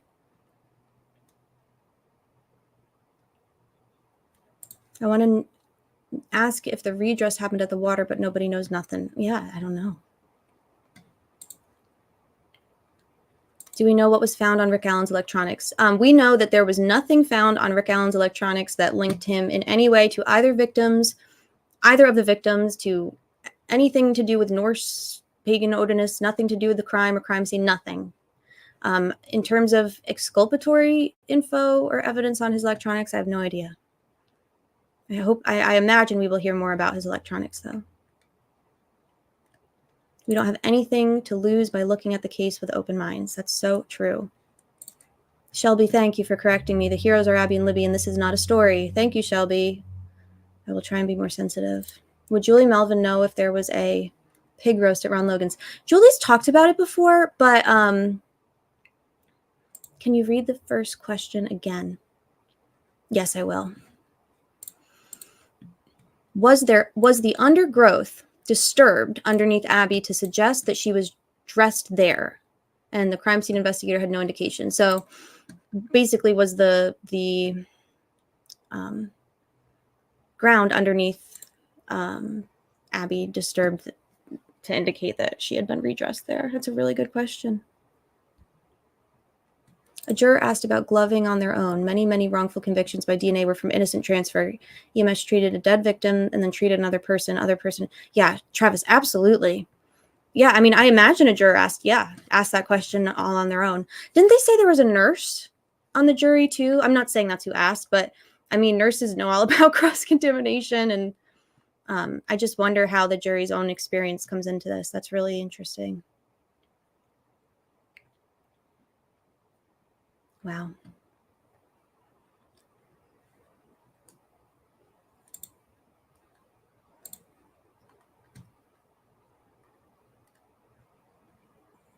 When the case is over, it will all come out in a FOIA request. Well, it should come out now because it's a public trial and the exhibits are being entered into the public record. So a FOIA request should not be necessary. On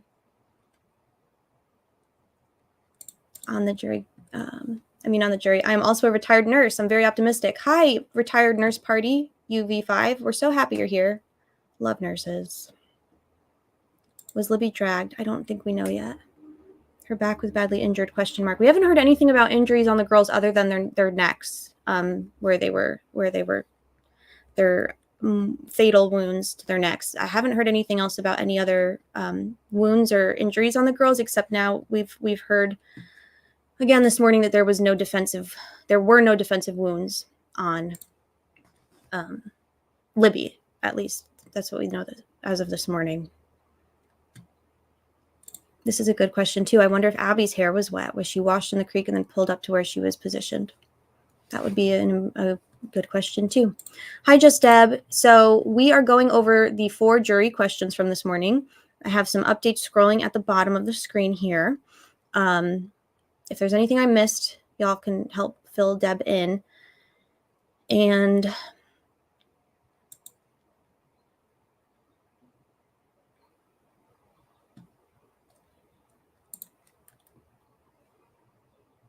Allie and Bob reported injuries on her back. Okay. Well, then, yeah, maybe. Her back was muddy. Abrasions. Yeah. Attack the timeline. 104 minutes is not possible. So again, did I put these on our list yet? No. I'm going to add these to our jury question list. The jury questions have become my favorite part of this trial so far, without a doubt. They are so good.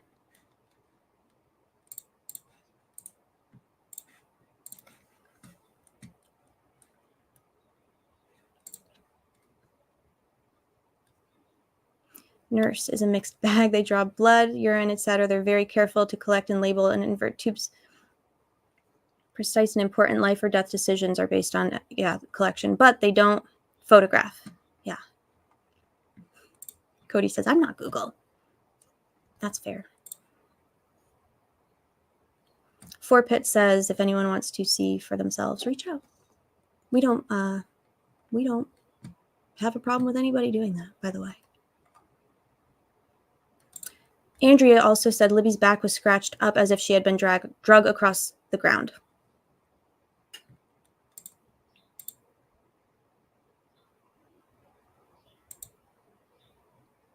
FOIA not needed for trial transcript, but they charge per page. Hi, David. Yes, they certainly do. And they charge a lot per page in this case, in this Allen County courthouse. Allen County trial transcripts are quite expensive. Rick Allen ran out of time, so he decorated them like an evil Christmas tree instead of skedaddling. It's hard to believe. Kate says, I am Google. And who told you to watch for them, and if they asked them what they were? Also important to see if they quit asking. To watch for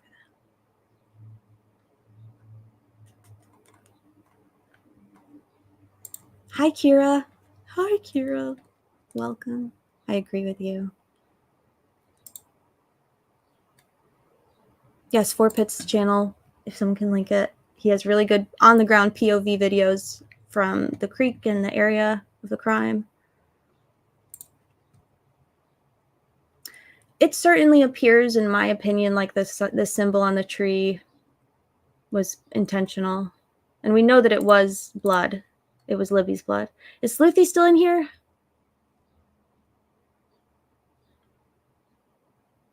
I am Google Chat. Four Pits also has lovely pictures of his dogs. Yes, of his pit bulls.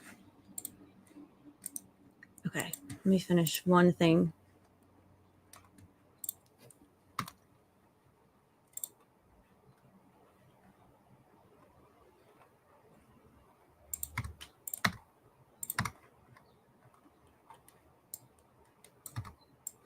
Are we on day 4? Yes.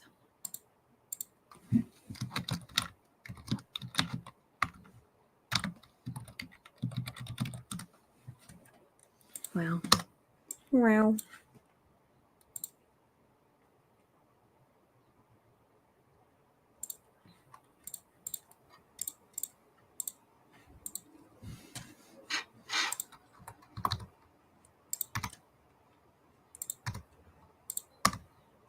Thank you, True Crime Audit, for your help.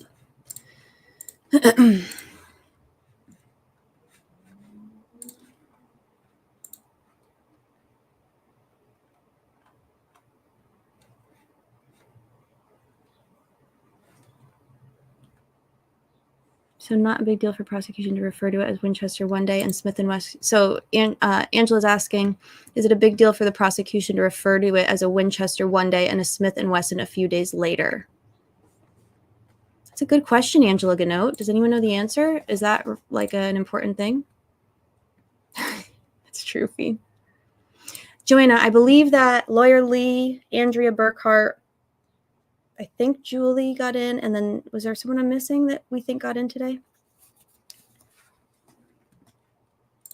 Jennifer, welcome. Will there be any audio recorded by the court? Indiana Trial Rule 74 was effective 1/1/24. Maybe I'm not understanding correctly. Jennifer, you are understanding very well, perfectly, in fact. The audio is being recorded. It is already recorded and immediately entered into the record.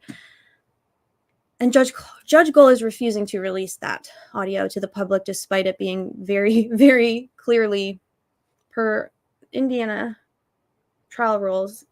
It is very, very clearly public record. She is breaking the law by refusing to release it, which is why Andrea Burkhart filed a motion. It's not a big deal, says DB. Okay, thank you. But it may be confusing. Oh, so they're confusing the issues. They're confusing the jury.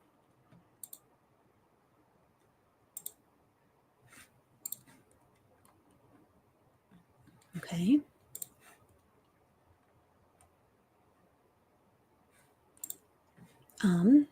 Any confirmation or mention of any branches have been cut, not that he noted. Well, they also didn't think the sticks had any evidentiary value, so.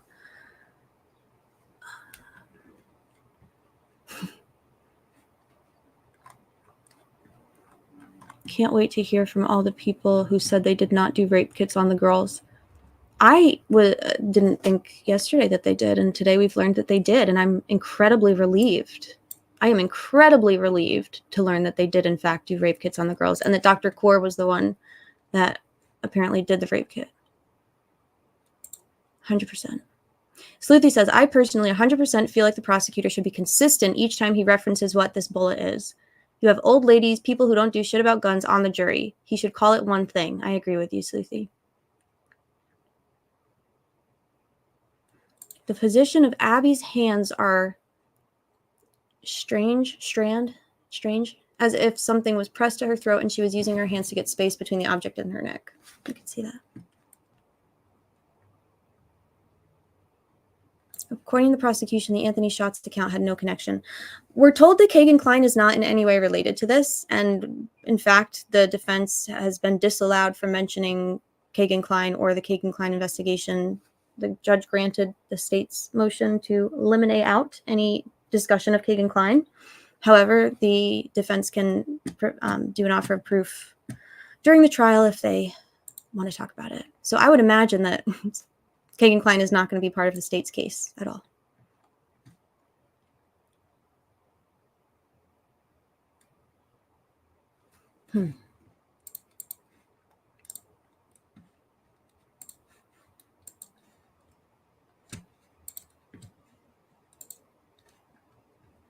Oops. Update.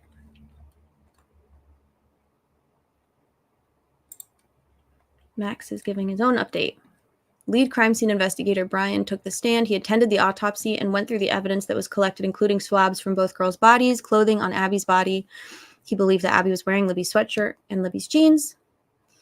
Sexual assault kit was done on both girls. There was no mention of a result from that kit. During cross-examination, attorney Brad Rosie went through the list and asked if any of those swabs contained DNA that connected Richard Allen to the crime. The investigator's answer was no to all of those questions. Thank you, Max. Prosecution eventually objected to that line of questioning since the investigator didn't process the samples. Judge Gohl agreed, and Rosie moved on. The focus remains on the bullet found at the crime scene. Rosie called it the magic bullet again. The prosecution objected, and Judge Gohl agreed. Nick is such a little bitch, dude. If they're allowed to refer to the bullet as inconsistently, then I feel like the defense should be allowed to refer to it as what they want. Angela, good note, an apology. Well, Kate, we were told pretty confusing, explicit, then vague, then certain. Like, we were told yesterday, or at least made to question whether or not a rape kit was conducted. That made certain, like a number of different mainstream media sources, outlets, reporters tweeted that. So, I mean, this is the problem. I think we're all doing our best to interpret the very limited information that's coming out, and we're going to get things wrong because the media is getting things wrong. Yeah, she owes us an apology.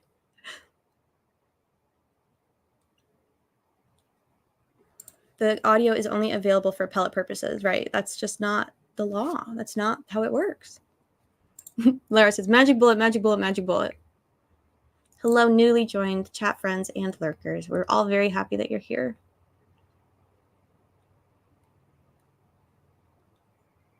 Bye, Travis.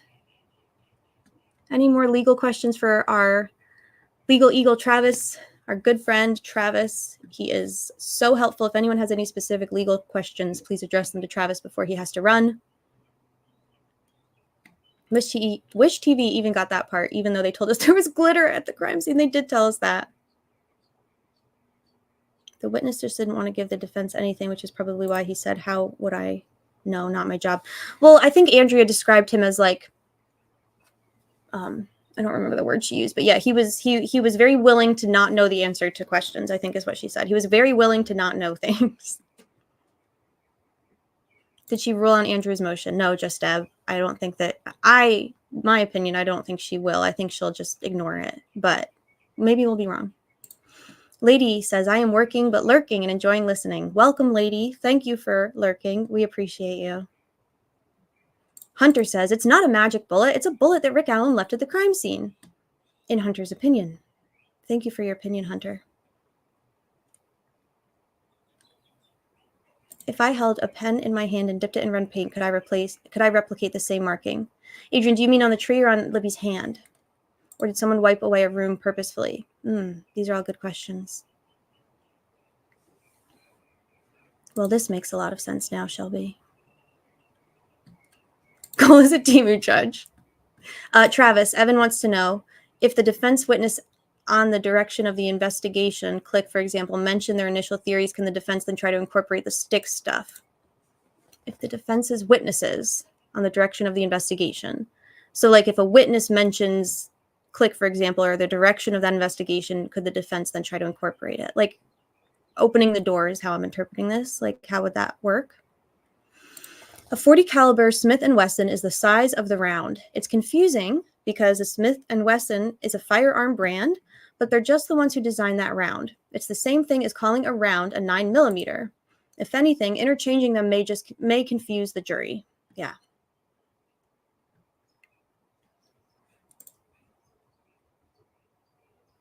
On Libby's hand. That's a good question, Adrian. So I hadn't heard about Libby's hand until now. I missed that from Allie and Bob. That's very interesting to me. It's just rodent try. He was too busy bloodletting himself. Yeah, I have a copy. I'll link it, Travis. It is in this folder. Oops, let me move this out of here. That doesn't belong here. Neither does this.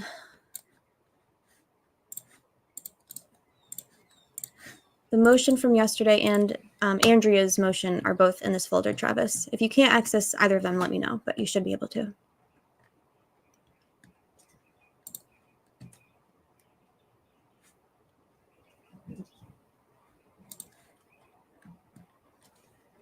The investigator did say they're unable to give an exact time of death.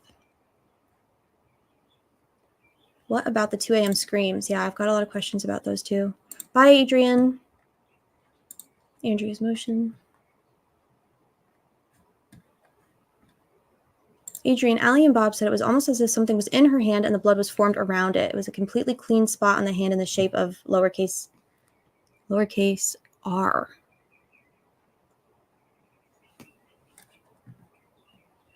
I insulted Bob Siegel on Twitter and his fans called me a Karen. Oh my goodness, Cleveland, you are not a Karen.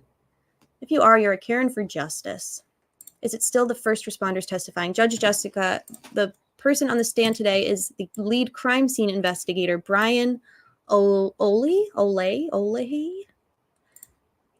per Max Lewis. I definitely recommend following Max. His reporting has been really good and very timely. He is sending his notes out like as soon as he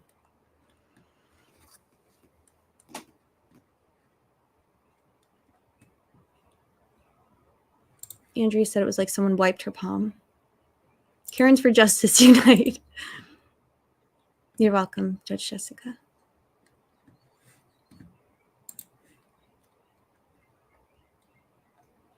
The stick. So now we're hearing again, the sticks were meant to conceal the bodies. I don't know why they are doubling down on such an absurd assertion. DB says this is the lead crime scene contaminator. Love that. Source? DB source? Question mark? DB? Source? Your actual name is Karen? Well, then there you go. Nor. Luke says, oh, Nor. Cleveland, that's terrible. Oh, Nor. DB, I can't find that document of like our running updates. I cannot find it for the life of me.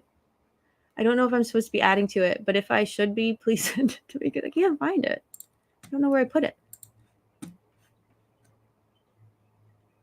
Earn your burritos. Who are you talking about?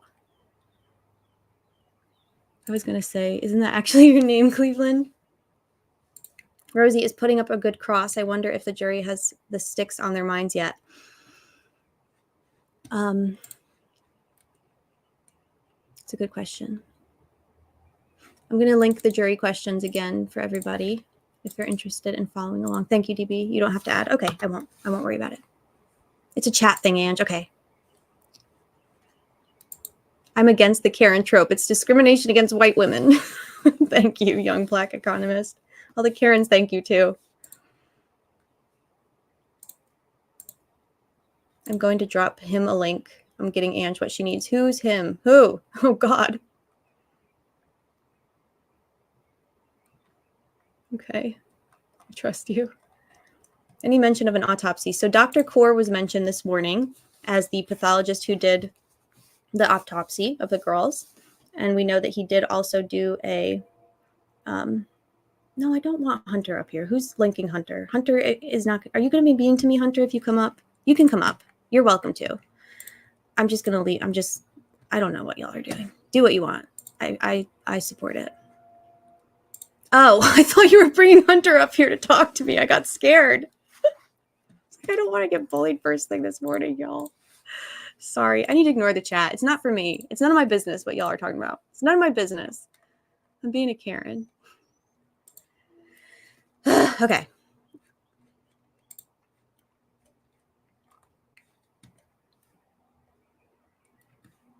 I'm interested in the fly larva and the fly eggs and the bug science. No, I know. I get it now, DV. Sorry. I'm behind. I'm gonna mind my business. I'm really interested in like the bug, whatever they do with bugs. You know what I mean? To figure out that, oh, Yankee Ghost. Thank you for your time and work. Thank you, Yankee Ghost, for being here and for your generous contribution. I appreciate you very much. Did you see Alimata's tweets? Ignore Alimata's tweets. Okay. Is cause of death sanguination? We have heard, Jenny, for a while that at least one of the girls' causes of death is listed as exsanguination, which would certainly make sense.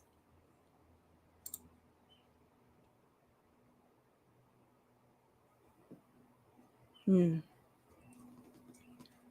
don't think they were long. They're long enough for bugs to be much of a factor in determining anything. Yeah, that makes sense. Mandy says, "Give me all the science." I would love to see info that we haven't heard yet before too. Why would you be scared, Hunter? It's a whole thing. It's nothing to do with you personally. If you're new here, welcome. It's a whole thing. And I agree with everything you said here.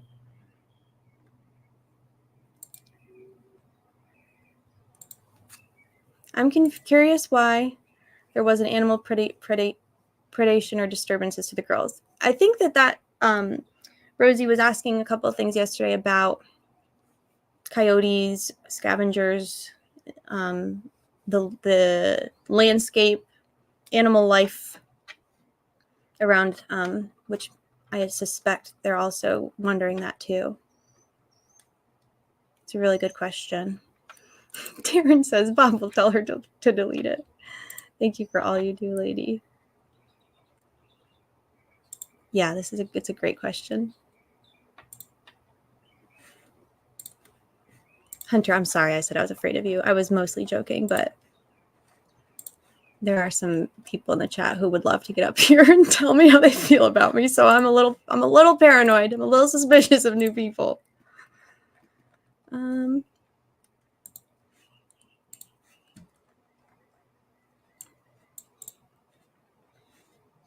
to make sure I didn't miss any updates. It's 12:30, so they'll probably be breaking soon. Unless they already broke and I missed it. Allie was hilarious last night. I fell asleep really early last night.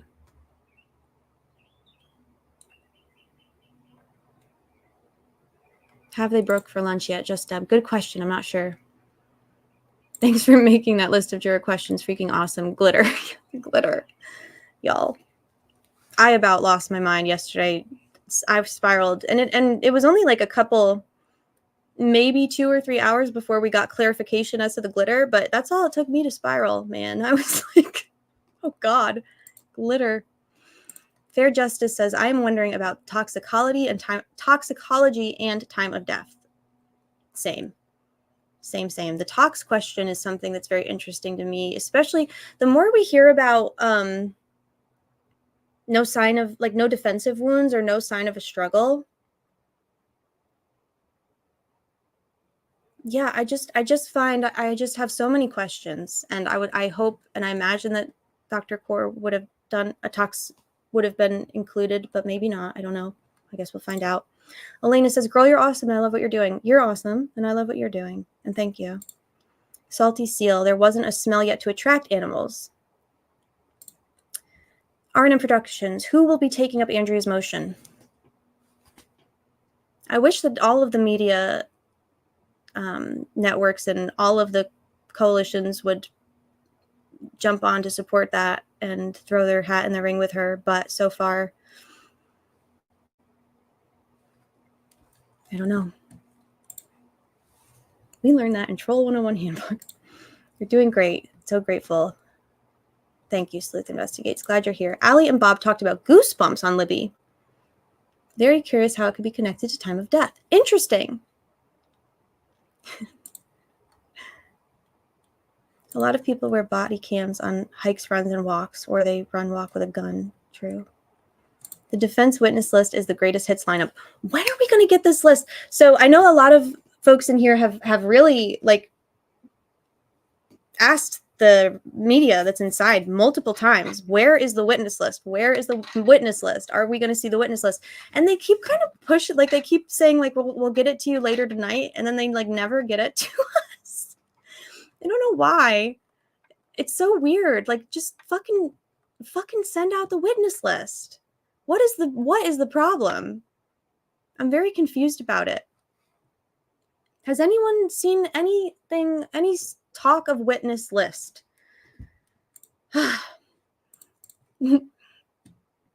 Precosant says, me, full on glitter spiral. Yeah. Yep. Animals have great noses for blood to get to food first. Right. Right. So as I understand it, animals might a dead body might attract animals. It doesn't mean that, like, the decomposition process necessarily would have to be very advanced, very far along. I'm not a scientist. Did I miss anything? Asked Bill. I have to go untangle the chain on the neighbor's dog and give him some water. Thank you for doing that, Bill. Fuck that neighbor. Nick didn't harness the full power of his transplants, and now the whole case is falling apart.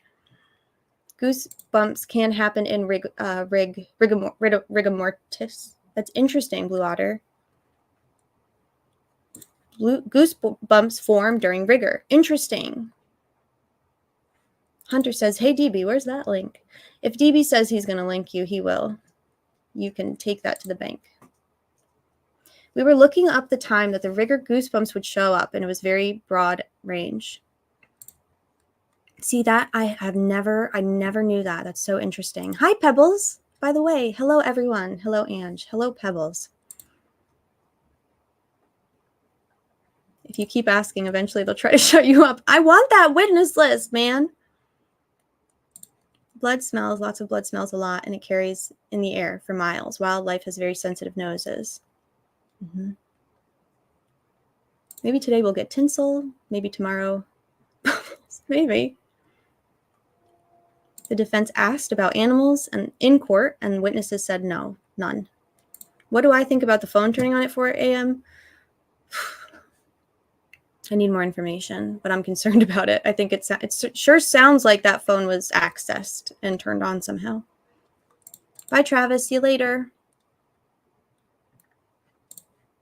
Oh, DB said they were going to... Yeah. Hi, Jimmy Holloway. I am DB. Stiff muscles, stiff skin equals goosebumps. That makes sense. Thank you. That's true. If they weren't out there for long, it leaves less time for animal molestation or insect activity, especially in colder weather. Absolutely. Carbon makes a good point. Jimmy wants to know if DB is short for douchebag. No. Not today, no. Did Abby have goosebumps? I don't know. Good question.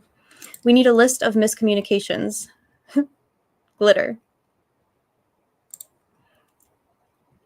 DB says, I am a big hotshot producer on this channel. I have to warm Angie's coffee and get her exhibits ready. This is also true. Yeah, be patient. We'll get everybody what they need here. It just might take a minute. Gotta be patient with each other. New update.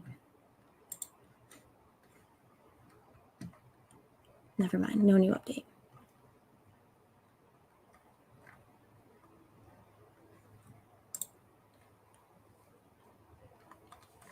I thought it was short for the bomb.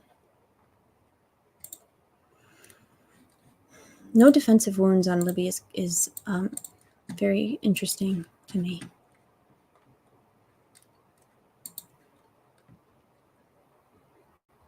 So if there were goosebumps, does that mean that rigor was there and it's a shorter time frame from murder to finding them? I don't know. It's a good question. I'm learning about goosebumps in the rigor process for the first time, and it is fascinating to me. I want to know about the human hands handling the phone at 4. Oops. Here's a link. Thank you, DP.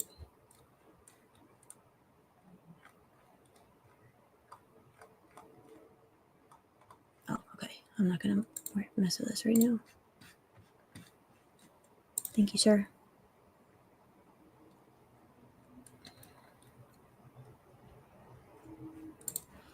People get timed out if they don't provide links fast enough. That's stressful. I'm sorry that happens. I don't think that happens here. I started Googling about goosebumps and found an article talking about how it could be connected to drowning, not a rabbit hole that I needed last night. Yeah.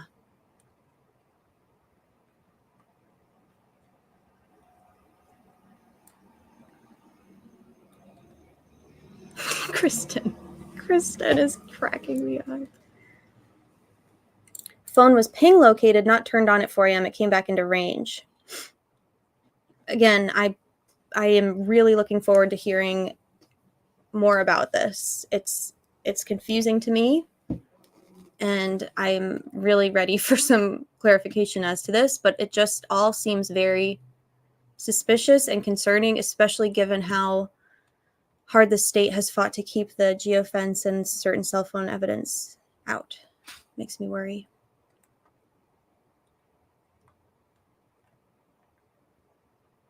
What if they were purified in the creek? Those poor girls suffered so much. They absolutely did. Human decomp starts within 1 minute or less of death. Such the smell of human decomp starts within 1 minute or less of death. And cadaver dogs can start picking up on it immediately. Scent dogs would have been able to track from known location. Yes, and they did. I'll never understand their decision. Actually, I'll never understand a lot of their decisions, but the decision not to bring in the dogs the first night and then calling them off the next day when the girls were found. I mean, they could have, yeah, it's just goes beyond what I can even understand.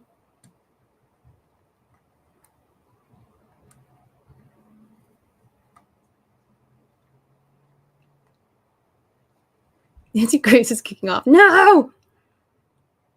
Was a cleaning solvent found around the scene or tested? Toxicology test. Excellent questions. Excellent questions. I like all of these questions. I wonder and I imagine, based on what we've seen from the jurors so far, I suspect they'll also have some really, really good questions related to what was found or not found at the scene.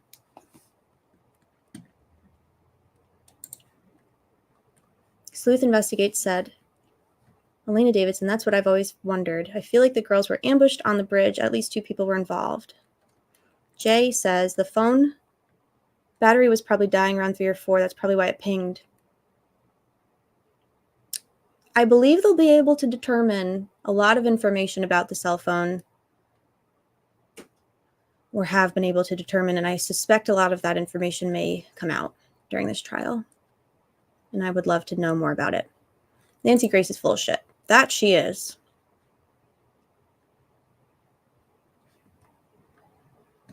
It was, Allie also mentioned that both girls had their fingers curled, not in fists or palms exposed, and I looked it up, and it could be cadaver spasm from last position the hands were in. Interesting to see. Core. Yeah, it'll be interesting to see Core. Dr. Core's autopsy. I agree. I hope that is part of testimony soon. Bridge, a long path. Even if they hit Deer Creek, they would have been taken to the other side and would have picked up again. Oh, the dogs. Okay. Yep. Conditions were ideal for scent dogs. Bloodhound is a misnomer. They don't track blood. They track scent. Their long ears help funnel scent towards their nose. That's fascinating. Oh, that makes sense. They have like a nose cone. Their ears. There were cleaning products and chemicals found in Ron Logan's search. Yes, there were. If you mention that around certain groups of people, you get your head bit off. Get clowned. Although, well, anyway, yes, that's true. Most of law enforcement resources were sent to the Amber Alert that night, the controversial. So there was an Amber Alert for another case, another child out of Gary, Indiana, if I'm not mistaken, that got much attention that night. Yeah.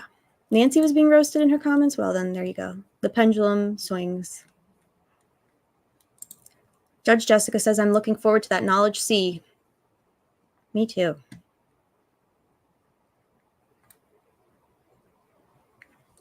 Question. They did perform a SA kit, but do we know the results? We don't know the results, and it sounds like this morning the investigator on the stand was asked that question by Brad Rosie, and he did not know the answer to that either. He did not know what the results were.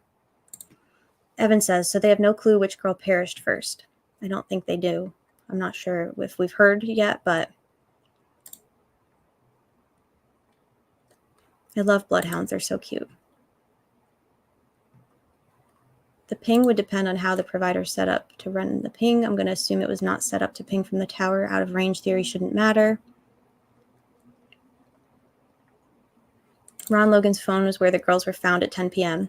I have questions about that FBI search. That affidavit claims, it sure does claim that he was getting text messages around at and around the location the girls were found.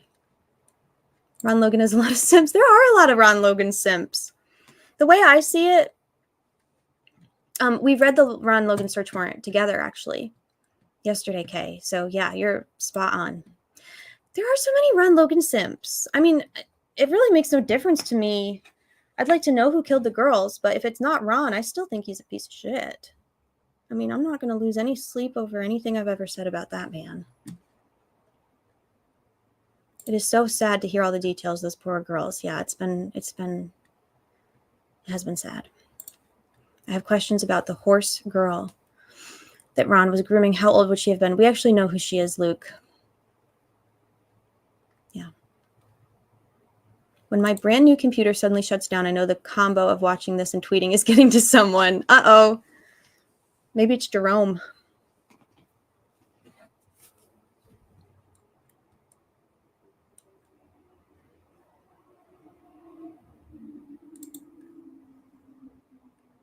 Nancy Grace hate watch. DB is our designated hate watcher. He has the fortitude of 1,000 men when it comes to watching difficult things. And then he reports back his findings sometimes. Yeah, 100%. Ron was not a good man, even if not involved. That's how I feel about him. It looks like, Hunter says, looks like the test ejections from Rick's gun were similar or the same to the test ejection. It definitely doesn't say they're not a match. I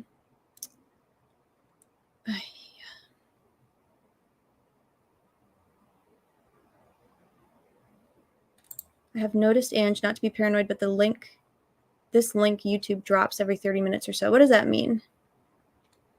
Kate, you think Jerome is fucking with me? Well, he should be sitting in the courtroom, so hopefully he's not. I'd rather him be out here fucking with me than in the courtroom, to be honest, though.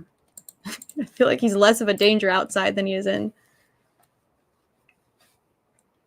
No updates since the last one that we read.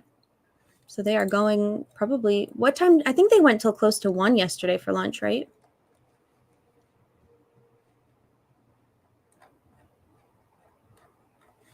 If I am not mistaken.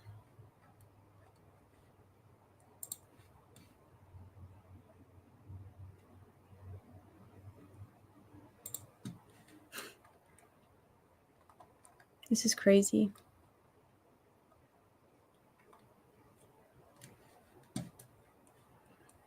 I guess I just feel like if the defendant and his team are open to and requesting broadcasting of the trial, why wouldn't they do it? I mean, I know that this may be a lot to ask, but why is it the concealment theory automatically being assumed in the affirmative by the judge? Why can't the defense dispute that if they were arranged or not? Because the judge is horrifically biased. The judge takes everything the state says as fact and everything the defense says as rumor, speculation, or hearsay or lie.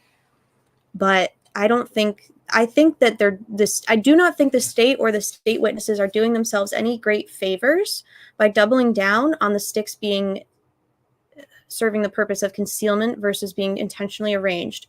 Because they're treating the jury like they're stupid. They're treating the jury like a bunch of idiots. And I don't think this very smart jury is going to appreciate that, because the jury has eyes of their own and they're listening to the testimony on their own. And they are going to be able to determine whether the concealment theory makes any logical sense or not.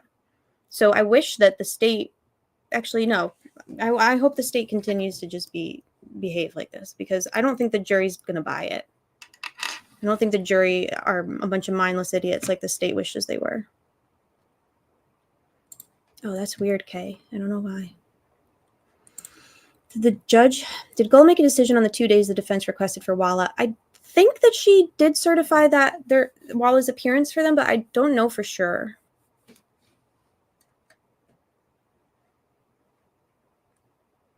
I thought about Doug Carter this morning. I try not to think about him because it's not a pleasant thought. But I wondered, I mean, Doug Carter will certainly be on the witness list for the defense and or state, right? DP. It's working on a little something for Mr. Johnson right now.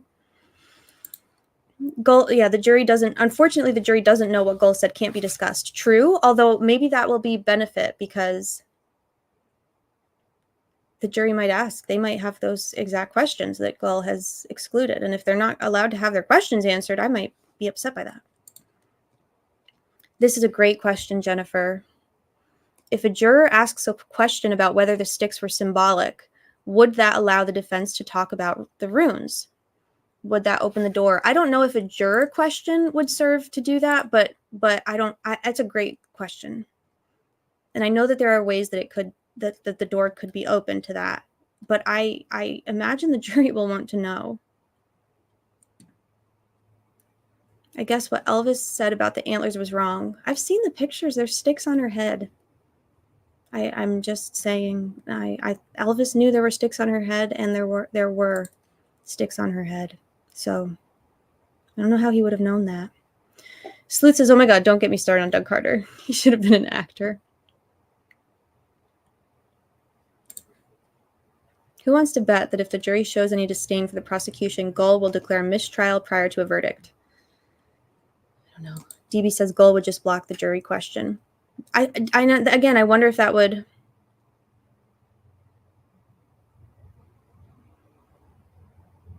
I wonder if that would sit well with them, though, if they're not getting their questions answered. Has the defense asked the witnesses if the sticks appear to be arranged, and is the defense allowed to? I don't know if they're allowed to ask that question. They're not allowed to talk about any kind of like religious symbolism, but they are asking if the sticks, like, we're hearing that, what was the question? Let me pull up the tweet again, because I know that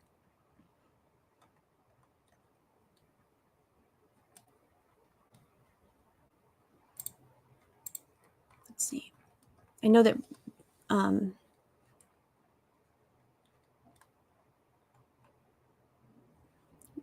the CSI guy on the stand did say that he thought the sticks were for concealment. So he must have been asked a question about the sticks. I just don't know exactly what it was.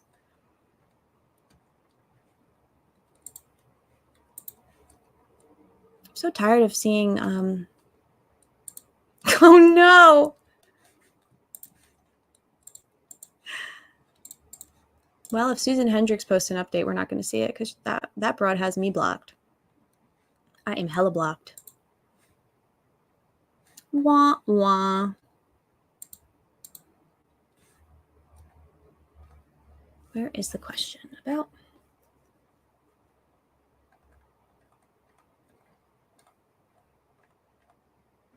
Here's kids. I think she said on here. Okay. Defense asked about, yes, there we go. So the defense did ask about stick placement. And the investigator said he thought it was an effort to conceal and didn't think it was meant to send a message or communicate anything. Okay.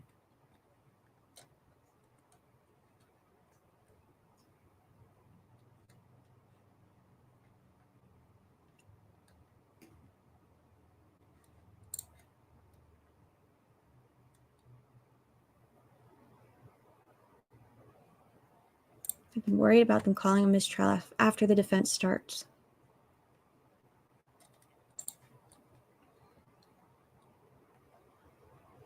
Does anyone know if the jurors were questioned about their religious practices during voir dire? That's a great question, Jordan. I'm not sure. No idea. I imagine they probably would have.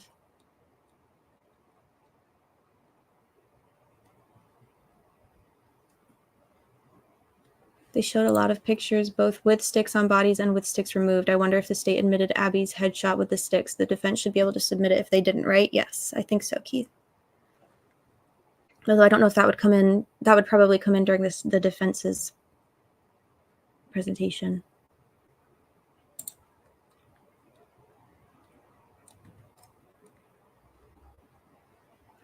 Rosie got objected to yesterday saying arranged, and it was Nick who objected even though it was the other prosecutor's time. Yeah.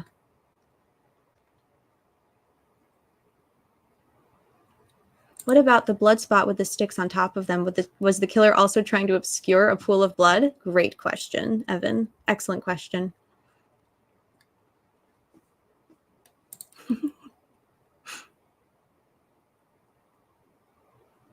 People think that because Elvis has the mental competency of a child, that his statements about the crimes should not be looked at. As the mother of an 11-year-old girl, kids are usually brutally honest. It's a good point.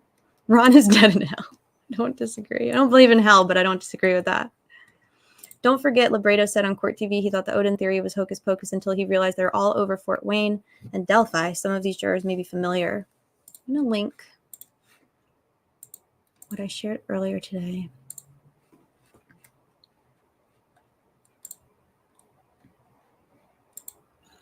If anyone wants to hear more about Greg Ferenczi or the Odinism investigation or Judge Gold's decision to keep it out, or anyone wants to hear what the former prosecutor has to say about the crime scene or what Librado has to say, watch this video. It's only 14 minutes. I think it will be helpful. Why redress them? Why spend more time covering them? Yeah, it's a good question.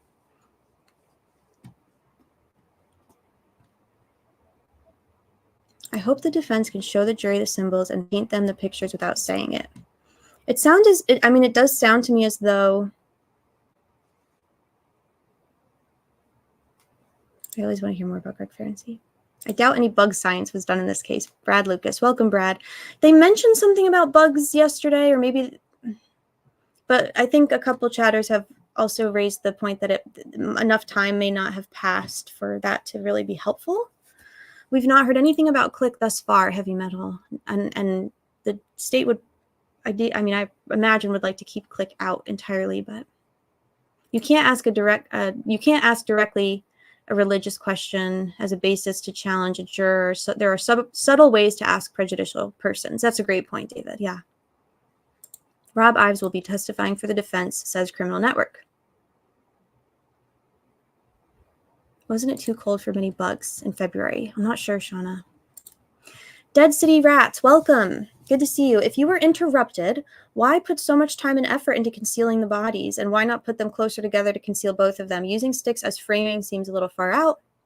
I have a lot of questions about this too. I'm not convinced that at all that I don't personally see it making any sense that the sticks were to conceal the girls.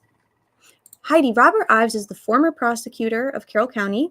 He was the prosecutor that was in office when the girls were murdered, and he was the prosecutor from the murder until I think he resigned in November, December of 2017. He just resigned. He just had enough.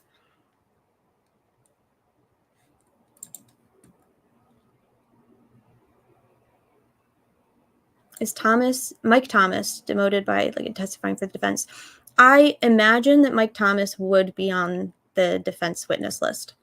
Again, until somebody decides to share the actual witness list with the public, I can't say for sure. I know they mentioned his lawsuit in their press release they put out early on. They certainly find, I imagine his testimony would be relevant considering he and Rob Ives approached the task force early on and asked to bring in a wounds and weapons expert, and they were overruled. Their suggestion was not taken well. So, do you have a gut feeling on how this plays out yet? My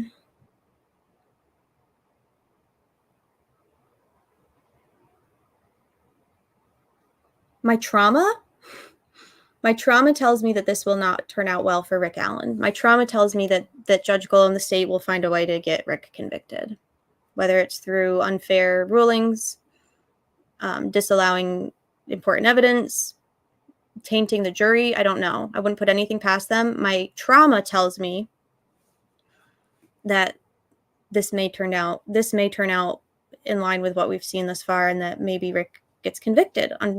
That would not be good in my opinion, because I don't believe he's responsible for this. But my gut, I don't know if my gut is in line and trauma are connected, but my gut says that most people, when they see blatant incompetence, and I mean, anyone who like when the wool is removed from our eyes and we really see this investigation and the players involved for what they really are, to turn a blind eye to that, or at least to come away without questions and reasonable doubt, is impossible. So I really am hopeful. I think the jury's asking great questions. I don't know one way or another. I am just going to continue to feel hopeful and hope to put some good, hopeful energy towards this. But I also have seen more times than I can count examples of everything going wrong, everything bad happening despite ample evidence, to support one thing. The prosecutor cheats. He cheats, he lies, he breaks the law, he breaks discovery rules, he breaks trial rules, he accesses ex parte motions, he lies in motion. They're liars. They're liars and cheaters. So there's nothing that a liar and a cheater won't do, especially when they're about to be exposed for being a liar and a cheater. So I have a lot of concerns. Okay. Shall, I'm going to use that in the future when I can't answer something. Hunter says, it's a good thing it's not up to the judge Up to Judge Gold to decide the case. It's the jury. Yeah, I agree with you. Thank God. Thank God. Although the judge in every case does have significant influence over the jury, I don't think anyone can argue that. I'm hoping for a miracle. Thank you for being here to amplify justice. Thank you for being here. Everybody here is, y'all are just wonderful. God has this. Stop worrying. Rick Allen is innocent, says Sean Bianchi. Thank you, Sean Bianchi. I appreciate that encouragement. The state broke discovery. They leaked the crime scene photos. That's so interesting because I remember that going differently, but Luttrell is a liar, a cheat, and a thief. Wouldn't it be something if Jerry Holman leaked the crime scene pictures early on in the investigation? Imagine. In my opinion, the long sticks over the girls were disguised or camo them. I think the killer was going to make a tent or teepee but got spooked. A tent or teepee? What kind of a tent or teepee? What? For what? For what purpose would he make a tent or teepee over the bodies? That's very interesting. A tent or teepee at the crime scene over the bodies. I wasn't talking to you, Ange. Oh, okay. That's good. I'm trying to... I often get really behind on the chat, and then I try and catch up, and then I don't have all the context. Hammy's here. Have no fear. Hammy is here.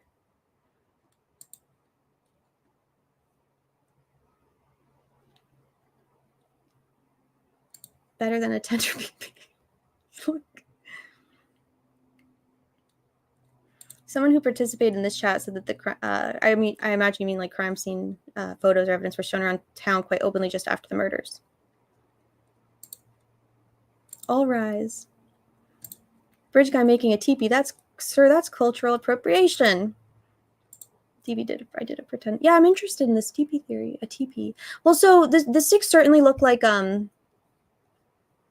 they were arranged as one might arrange a teepee. So how would that be concealment then, I guess? So they're trying to conceal the girls by arranging the sticks in the shape of a teepee? Maybe. Could be. So they are arranging the sticks, though, in the shape of a teepee to conceal the girls. So a purposeful arrangement of sticks for concealment via teepee. Got it. It's annoying when people ask, any updates today? Girl, I just got up.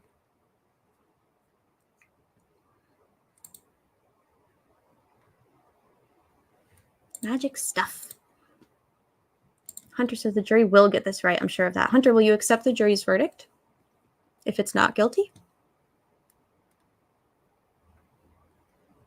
I hate when people ask me that question because when people ask me, will you accept the, well, let's see what you say first. How can you conceal without arranging? Good question. Absolutely. Good. I'm going to hold you to that, Hunter. Hi, Pop Tardy. I love you. I've been lurking. I'm glad you're doing these lives. I think they're calming my anxiety between updates. Then they are serving their purpose. Nothing says no humans here like a TV.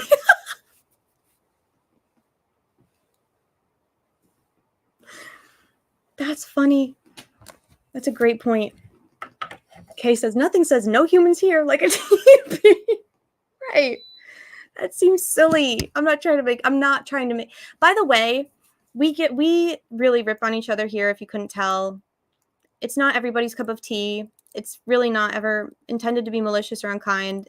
If anything that I say hurts your feelings, you're more than welcome to let me know. I don't want to do that, but that was a funny comment. That was very funny. I think we can all agree that was very funny. Oh, God.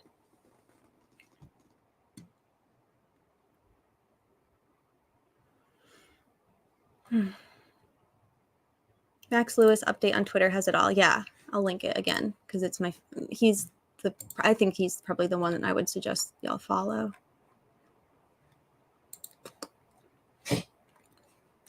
Looney. I keep doing that. Nothing says no one's here like a TV.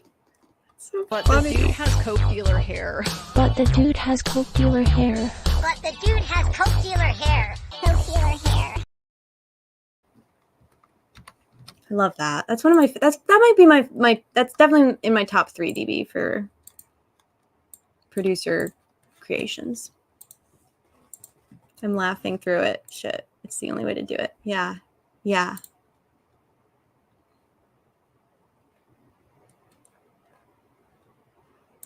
Deep faces for horrible people. Maybe. I mean, everyone says so. Does anyone know Judge Gold's history? Well, I know her judicial history is not too different from what we're seeing. She rules with an iron fist. I didn't agree with the verdict on the Apple River killing and stabbings, but I accept the verdict. That's good news, Hunter. I'm not even being sarcastic. Sarcastic, silly, sassy, sweetie pies only. Cover your drinks, ladies. I always bop whenever the Coke Dealer Hair song comes up. Me too. CBS 4 Live. If anyone has CBS 4, turn it on. I don't, but...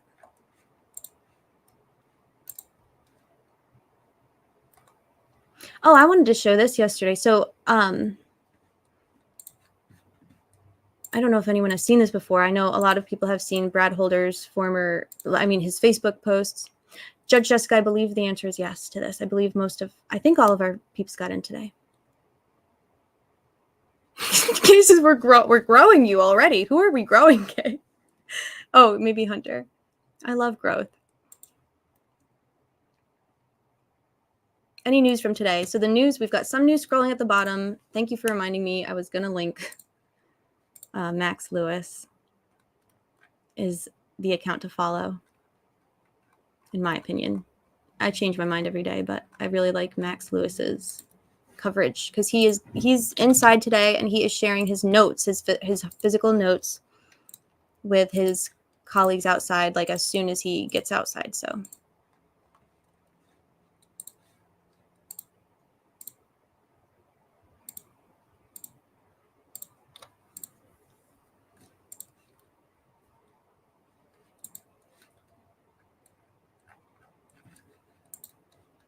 okay, oops, now I lost it.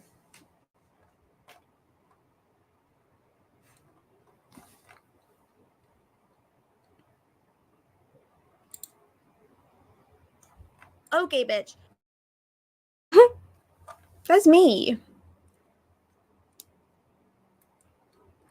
Okay, bitch.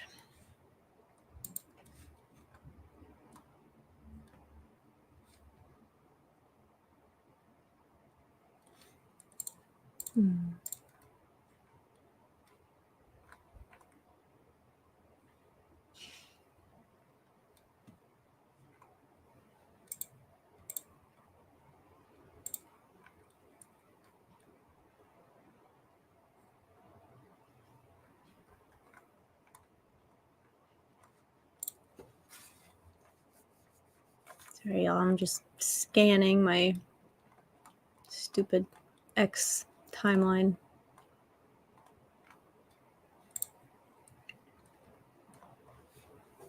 Okay, here's Max. Did I link him already?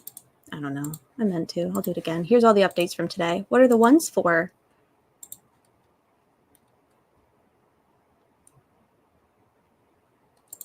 Updates today. Sweatshirt on Abby was damp. Thank you, Pop Tardy. Yes. Press 1 to check the meme feed. Oh, yeah, do it. Because I just spent forever looking for something that I literally just linked 30 seconds ago. Hey, Kokomo. Good to see you, Kokomo. Okay, this is what I was going to show. Ah.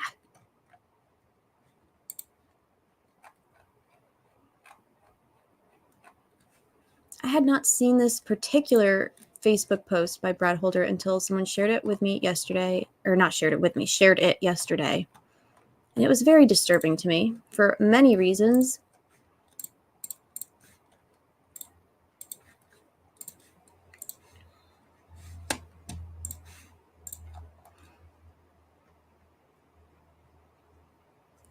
Emily, I'll answer this in a minute because I also have questions about this. So this is an artist's rendering of how the sticks were arranged on Libby. And we've learned since that this is quite, here we go, accurate.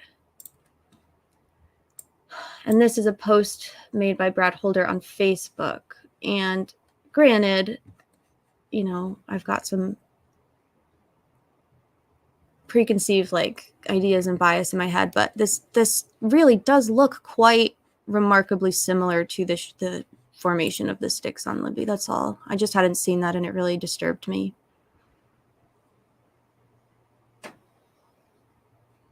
Blue says, Blue, feel free to link or just put your TikTok name in here in the chat, and then people can look you up and check out your Brad Holder TikToks. I think that Kokomo says it doesn't make sense that they would only get 15 sexts, hopefully 0 sex, 15 texts while they were missing. Like, that sounds like a BS story is kind of how I see it. Like, I don't know how that would be possible. Hi, Thomas. Gonna keep your opinions to yourself today. Well, you're always welcome here. Happy to see you. I don't know what runes these are. I'm not sure. His pictures that were similar to the crime scene was the most disturbing. Watch CBS 4 Indie Update. Jurors had questions about the crime scene. I don't know these reporters, but man, horrible reporting, very contradictory. Totally. Yeah. Brad's Instagram has, you guessed it, sticks. Update from today. Not allowed to say magic. Judge doesn't like magic. Katie Burr, you're not seeing similarities between this arrangement of sticks and this arrangement of sticks? Really?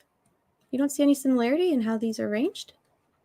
The V and the straight across and the big long one? Okay, that's okay. It's subjective. That's all.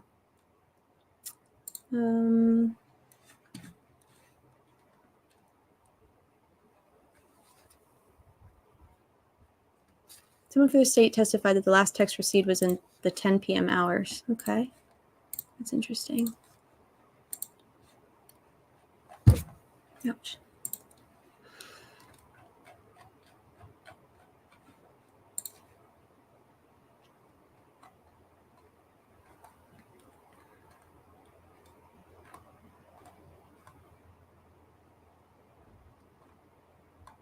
Y'all, go follow Matt Blanc Inc. MB as he goes by. He is posting some really cool, like, archival stuff from the case. He's always on top of documents being released. Yeah, the horizontal branch I missed too. It's kind of, hey, Dr. NB. I don't get why the girls were transported to Terre Haute instead of Indianapolis, closer city with more resources. I don't know. Sleuth Investigates. The only thing I can think of is perhaps because Dr.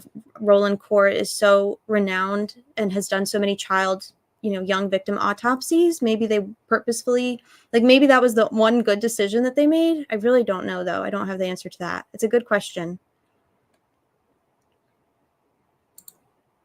I don't know what that means. Media taking up a public spot to find out 6 error-filled tweets annoys me. Yeah. I'm referring to Cecil's testimony a couple months ago. Yeah, yep. Apparently the spells are working if people don't see the runes. Yeah. For sure.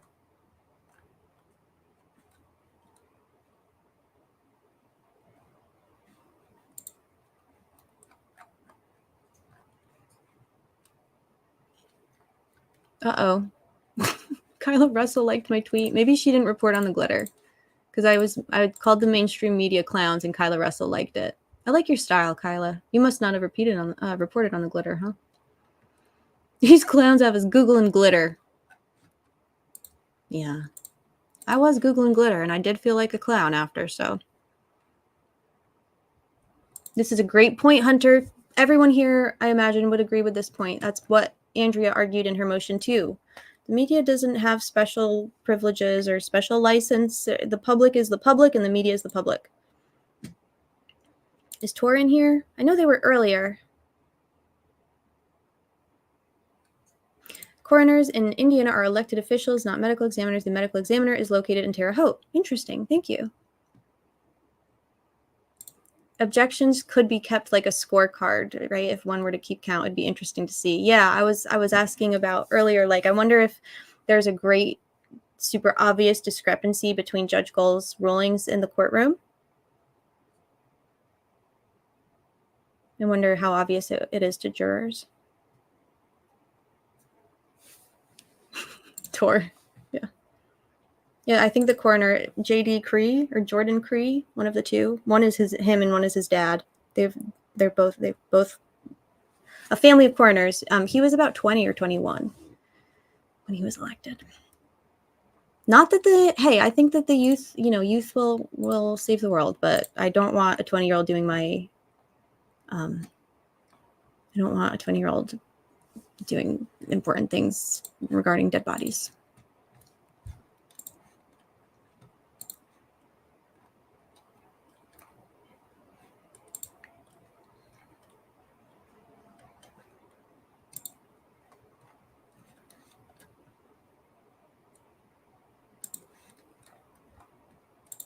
Local news update. Oh, geez. Okay. Last updated 12/14. Oh, I think we saw this one already.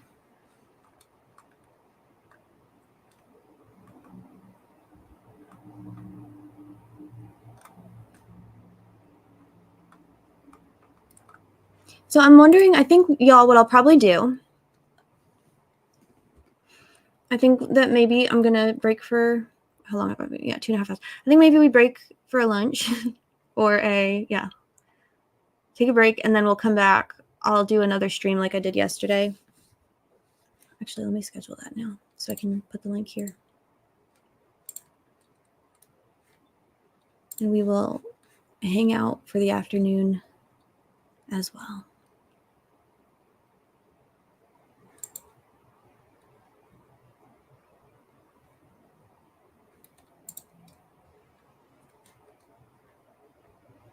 Yep, he did the autopsies in Terre Haute. He's well qualified. Totally agree. Yeah, I think it was a good call for them to outsource. All right, y'all. So, actually,